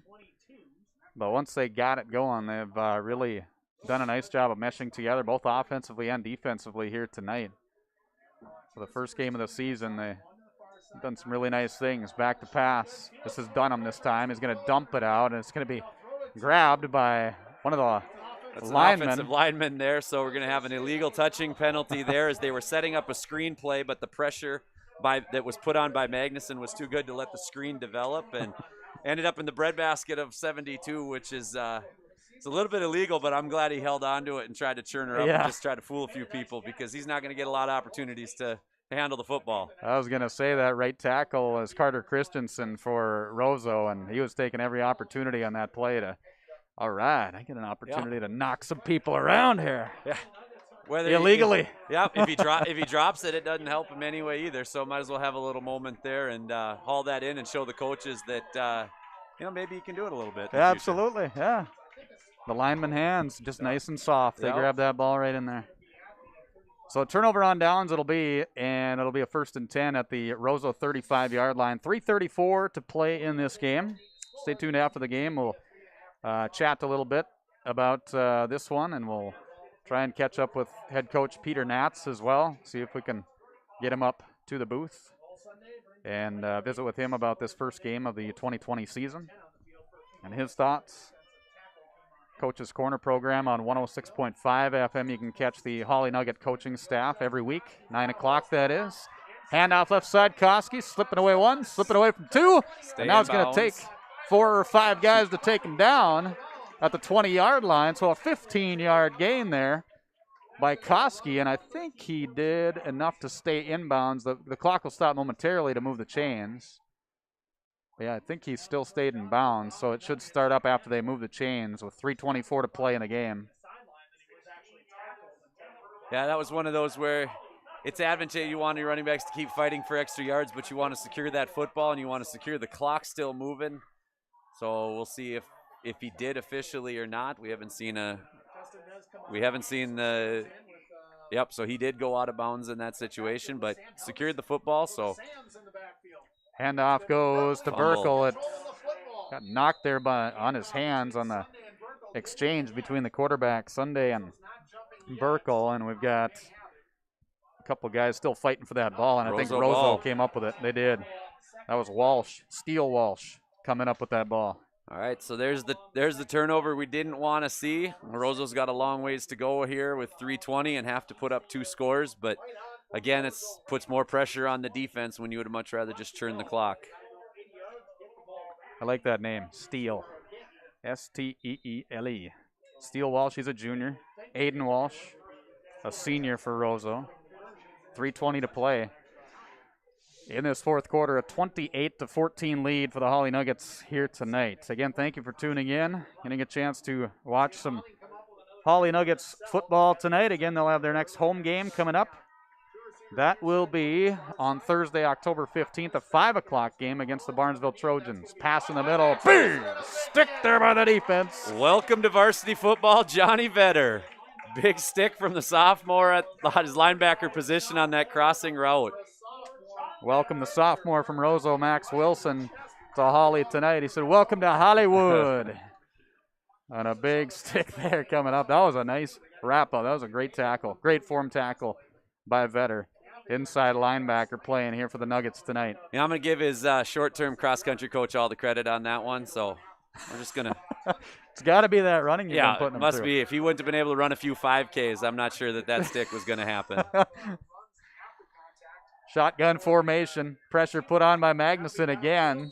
In that defensive end position, he has been in on a lot of plays here tonight and forced the Roseau offense into tough spots, and Burkle on the coverage in the backfield against the receivers. So incomplete pass will result in a 3rd down and 6. Ethan Magnuson's one of those motor guys. He's always going, bull in a china shop, but that motor's always going, and as he fine-tunes some things, he is going to be in a lot of different teams' backfields here throughout the season and next season as well. Fun to see with these guys, juniors, up on that line and really taking on that leadership role, and you can see it here tonight. It's just fun to watch. Fun to watch how aggressive they get, and they continue to be throughout this entire game. They haven't let up. Pass left side is going to be, it looked like it was scooped up. I think it was. It was a reception there by a Steele Walsh. And that'll be a completion of about 5 yards. It'll make it a 4th down and 2 here for the Rams. 4th and short, and they're letting a lot of time click off here, not having another play ready. That might have been a good time for a timeout to secure some of that, knowing that you absolutely need this conversion here to move on. But the Nuggets will take the fact that about 15 seconds ticked off the clock. Yeah, 2:05 to go here in this ball game. Back to pass is going to be Dunham. Dunham pressure put on, airs it out, and it's going to be grabbed by Steele Walsh at the 50-yard line. Did he keep his feet in? It's all the way across on the other side, and he did. He's going to step out at the Roseau 49, so a nice reception there for the Rams. A 1st down to move the chains. And stops the clock as well because he went out of bounds. And a great throw with Joey Ockery breathing right down his neck, and Joey delivered a big hit, but was able to step into the throw and put it right on the money to a wide open receiver. So Rams up to midfield now. Shotgun formation, just under 2 minutes to play in the game. Handoff goes up the middle, and he's going to be stacked up by the Hawley defense. There he's going to gain maybe a yard on the play up to the 50-yard line. Rams do have a couple timeouts left. Yeah, if your run play stopped there, timeout would have made some sense here as the clock's still ticking, but we're at 97 seconds and 2 touchdowns down. You look to see a little bit more. Yeah, that's interesting. I'm losing my adjective. A little bit more fire and in and out of the huddle, or maybe 2 plays called at the same time. 2 plays called so you can get right up after a spike or some sort of situation like that. But something to show a little more emotion here to try to come back. A lot of things can happen in a 2-minute period here in a football game, especially when you got a couple timeouts. Pass up the field. Dunham airs this one way down the field, and Burkle says, "Thank you very much." Gets it at the 10-yard line. Interception. He'll take it up the field, the 30, up to the 35, 40. Twists his way to the 42-yard line, and that's where the Nuggets will have it with 56 seconds remaining, and looking like they're going to start out the 2020 season in style with a victory here tonight on their home field. Sam did a good job there on the return after securing the football. Best thing he did there was on that deep route, he didn't let the receiver get behind him, and it looked like they were in some deeper zone coverage, and made sure that whatever happened to him was going to happen in front of him and force a timeout or some sort of situation had it been a positive play for the Rams. But it was aired out to him. He fielded it like a punt, and he was able to turn into the return man there for a little bit. So a lot of big plays here made by a lot of guys. Saw a lot of frustrating downs last year and have now come out and turned some of that into some positivity this year. So victory formation for the Hawley Nuggets. They'll take a knee on this one. They'll just have to take a knee one more time. And that will finish off this ball game, and they'll start out the year with a 1-0 record. The victory over Roseau here tonight in Hawley. Second knee taken by Sunday, and the players will shake hands as the time continues to tick off the clock. And that will be the finale. Final score on your community co-op scoreboard: the Hawley Nuggets defeat the Roseau Rams 28-14 on yourliveevent.com and start out their 2020 campaign with a 1-0 record when they'll host the Barnesville Trojans. That will be next Thursday at 5 o'clock, which you'll be able to watch right here on yourliveevent.com. We'll take a break. We'll come back with our post-game show. Again, we'll try and catch up with the head coach of the Hawley Nuggets, Peter Natz, to get his thoughts on the first game of the 2020 season. Do a little recap for you as well before we wrap things up tonight from Hawley High School. Again, final score on the community co-op scoreboard: Hawley 28, Roseau 14 on yourliveevent.com. Enbridge's Line 3 replacement project will create thousands of family-supporting jobs. This $2.6 billion private investment in Minnesota will be an economic boost, bring extra county tax revenue for years to come, and a secure and steady supply of North American oil to fuel Minnesota's quality of life. We're focused on safety and ready to get to work. Learn more at enbridge.com/line3us. At Hawley Public Schools, their focus is on students. With preschool, before and after school enrichment, and community education, the Hawley Public Schools are able to provide learning opportunities for all students. With academic clubs, athletics, and fine arts, the Hawley Public Schools has the right club or organization for your student to become a member of. To learn more about programs and activities offered by the Hawley Public Schools, visit them online at hawley.k12.mn.us. Community Co-op provides energy solutions. Farm fuels, lubricants, propane, and natural gas are all available to farms, homes, businesses from Community Co-op. They enjoy working with their customers to meet your fuel and energy solutions. Call Community Co-op today, 1-888-935-2281 for farm fuel pricing, contract programs, farm lubricants, propane pricing, and delivery for farm, home, business, and natural gas service. Community Co-op appreciates the business of all current and new customers. Community Co-op, your co-op in your community. Thinking about your financial future can get to be complicated. At Bighorn LLC, they simplify this with a step-by-step process that's easy to understand. Call Kurt Fillion at Bighorn to set up an appointment soon. 218-689-6880. He makes the planning process seem much less stressful while giving you tips and advice that line up with your goals. Retirement plans, investment strategies, financial protection, Medicare plans, they do it all at Bighorn. With office locations in Bemidji, Monaga, and Hawley. Call 218-689-6880 and book your appointment soon. Securities offered through LPL Financial, member FINRA and SIPC. Back here at Dale Schallert Athletic Field as the Hawley Nuggets open up their 2020 season with a 28-14 victory over the Roseau Rams tonight. And an exciting game, a fun game to be part of here. Nathan Stoa joining me, Kurt Fillion, for the broadcast today for tonight. And I'll tell you what, this was just a well-played game for a first game of the season, and these guys wanting to get out here and do what they can as a team. I mean, they did a lot of great things here tonight. A lot of big improvement shown over last year, and you know, it was a frustrating season for all involved last year. But a lot of times when you go through a season like that, where you cycle down just a little bit, so to speak, there's a lot of good experience that's gained, and I think tonight showed a lot of growth out of some of those young men last year that stepped on the field in some of those frustrating situations. And tonight they showed a lot of grit and a lot of determination to change a few things that went wrong in the first half and keep that momentum going and wear Roseau down in the second half, where they were getting big chunk plays thanks to the offensive line and some hard running out of the backfield and big defensive plays. They needed to improve on first down after the first half, and they really came up big on first and second down throughout the second half. So it was really nice to see those guys put immediate improvements, on the stat sheets and on the scoreboard here, and moving forward, to be a much bigger test next week.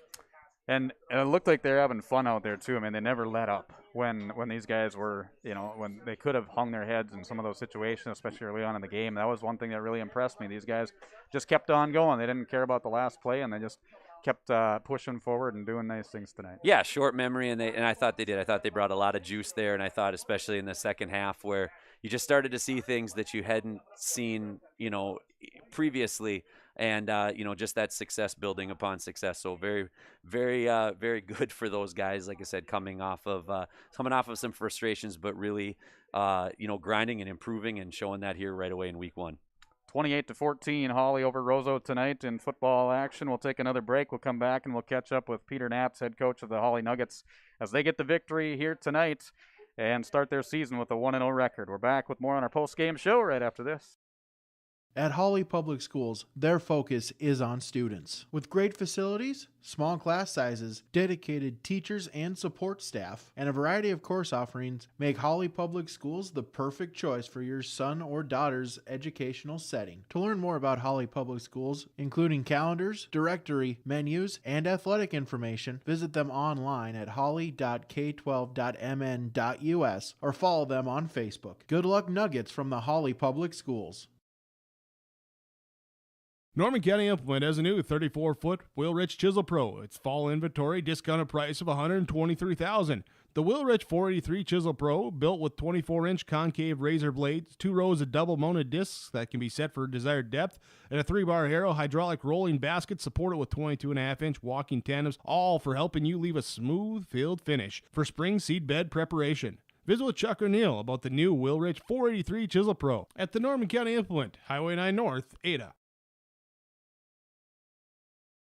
At Hawley Public Schools, their focus is on students. With over 950 students, the Hawley Public Schools strive to provide a personalized learning experience for each and every one of their students to be the best that they can be. The lessons taught at Hawley Public Schools will stay with students not just throughout their academic career, but through adulthood as well. For more information about the Hawley Public Schools, visit them online at hawley.k12.mn.us or like them on Facebook at Hawley Nuggets. Good luck, Nuggets from the Hawley Public Schools.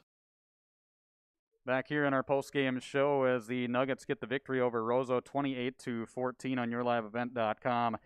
Peter Knapp's, head coach of the Hawley Nuggets, joining us here after the win tonight, and a nice ball game for your guys to kick off the season. Your thoughts after this first game against Roseau tonight? Well, the way you guys saw how it came out, or how it played out, we came out early and we were kind of all over the place and not super disciplined. First game jitters, first game mistakes. Then we kind of settled down. That's all I just told them at halftime: to settle down, take a big breath. Okay, now we got to get back to work. Okay, we haven't played well at all, and we're down a touchdown. We get the ball right away. We got to go down and score, and then we're going to get rolling.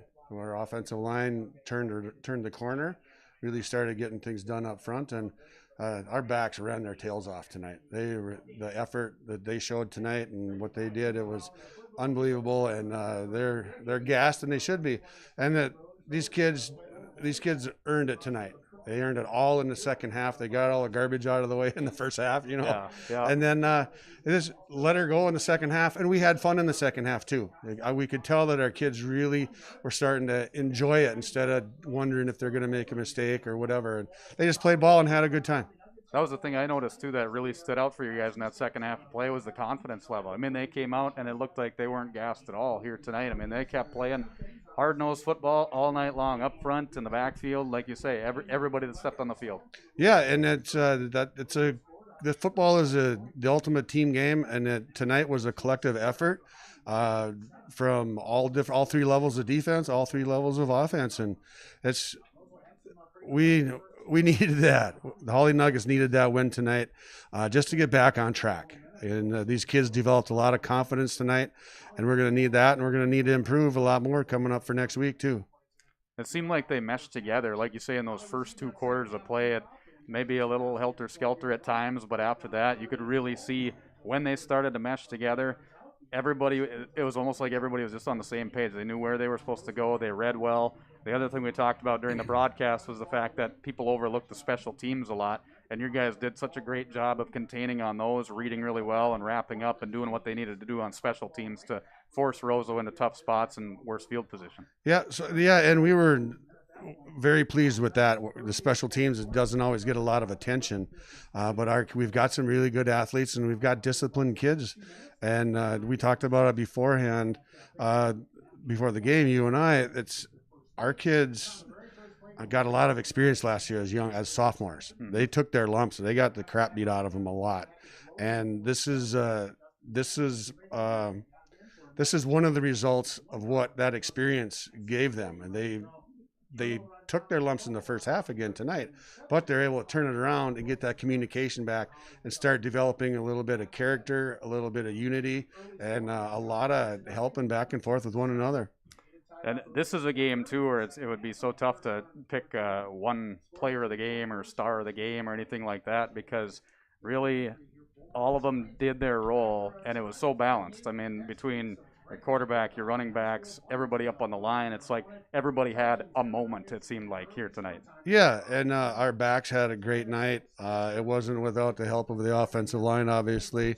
Cole running the show out there. He's just going to have to settle down and let the game come to him and not force things. And, we had a wide open touchdown pass in the first half when our guard didn't pull, on our first boot. And it's just, those are just the first game jitter things. But yeah, our kids had a great effort tonight. Yeah, I can't say enough about how the backs ran tonight. And our offensive line really came together tonight. And for first game of the year and not being so sure we were going to play 3 weeks ago, I'm very proud of our effort tonight. Absolutely. A lot of great things to build off of here tonight. And now you've got a tough task here next Thursday here in Hawley. You'll take on the Barnesville Trojans. But what do you remember about them and what they bring back here this year?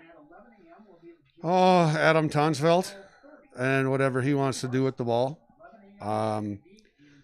He's such a dynamic player that you can focus on him, but you can't stop him. And it's hard to contain him. And they've got a good line. They've got a very solid unit again this year, and that's it. We'll have our hands full definitely. And that's our kids are up for the challenge, and they'll come back ready to go Monday morning, getting to work with the conditioning, and then we'll get going on it. So it's a short week too, right? How about that? Yeah, absolutely. Short season and short week. Yep. That's kind of the name of the game this year. So everybody come out of this game healthy? I know it was a pretty hard hitting game at times. There was a lot of physicality out there. I think our kids are all good to go. Don't think we have any limpers or nobody got banged up. Maybe Koski, a little sore shoulder or something, but nothing that he had to come out of the game for. He was yanked out a little bit for the cramps, but we'll be good. Sounds good. Coach, appreciate the time as always. Congratulations on the victory, and we'll catch you next week. All right. Thanks for having us. Thank you. Peter Natz, head coach of the Hawley Nuggets, joining us after the victory here tonight as they get the win 28-14 over the Roseau Rams here in game number 1 of the season. So we'll take a quick break, and we will come back and wrap things up from Hawley High School here tonight on yourliveevent.com.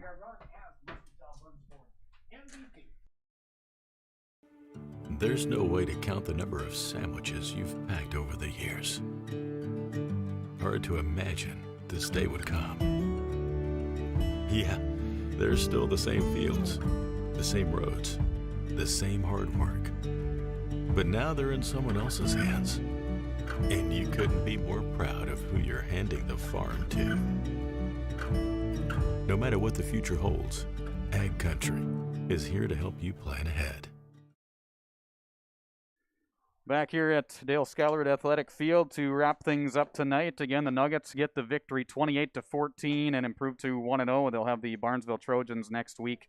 A 5 o'clock game with about a 4:45 pregame show we'll have here on yourliveevent.com. So we're looking forward to that. And like Coach Nat said, it's going to be a short week, but everything is a little bit different this year for everybody. So the flexibility, you just got to be ready for whatever comes here this season. So Nathan, again, this was a great game to be part of, a great broadcast, and also just a great night for the people that were able to make it out here tonight and watch some high school football. Yeah, beautiful night. The field looked great. Everything was taken care of, and new athletic director Brett Mayer-Schmidt, she did a fantastic job getting all this set up for her first football Friday night. So we were told at the beginning of the year, sports and school, everything was supposed to feel different. Mm-hmm. It did feel different, but yet there's a lot of comfort that we can take in the fact that we got back to we got a little bit closer to normal here tonight. And as we just hope that everybody comes out of everything, any football game, any sporting event, but especially in 2020.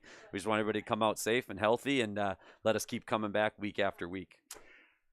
That'll wrap it up for our broadcast here tonight. Again, thanks to all the sponsors who make it possible. And if you saw this broadcast, you're part of whether it's a business or organization, whatever it might be, definitely give a call to R&J Broadcasting Incorporated to get you set up with sponsorship at 800-569-4171, and they'll get you set up to get your name on there, your logo, and also your advertisement as well, to get out to the viewers here that we had. Quite a few all over the place here in Hawley. Also, we thank our listeners and viewers up in Roseau as well that were tuning in to the action. So we look forward to bringing you the home games for the Hawley Nuggets football, volleyball, and basketball this year. So Nate, again, thanks for joining me. Look forward to joining you again next Thursday for some more football. Should be a lot of fun. We'll see one of those highly ranked teams in the state come in, and for those people looking forward to or we're looking forward to sponsoring. We know for sure we got to Roseau in Hawley, we got to Jamestown, we got to Aberdeen, so we covered quite an area. So get your name out there and keep allowing high school sports to be broadcast in different ways, whether it be on the radio or whether it be on the streams. It is fantastic for these kids, and in 2020 we need to find different ways to reach their families and let everybody enjoy what we always enjoy, which is high school sports, college sports, whatever the level is. We all enjoy our athletics, and this is a great way for people to be reached. That'll wrap it up from Hawley tonight. The Nuggets start out the season 1-0 with the victory over Roseau, 28-14. Again, thank you all for tuning in. We look forward to bringing you the action again next Thursday as they host the Barnesville Trojans for a 5 o'clock game, 4:45 pregame show. Catch Hawley Nugget volleyball tomorrow afternoon here on yourliveevent.com as well. Log on to that website, and you can find the full list and schedule of events that are going on throughout the week. Signing off from Dale Skellerud Athletic Field, I'm Kurt Fillion for Nathan Stoa. Have a great night, everyone.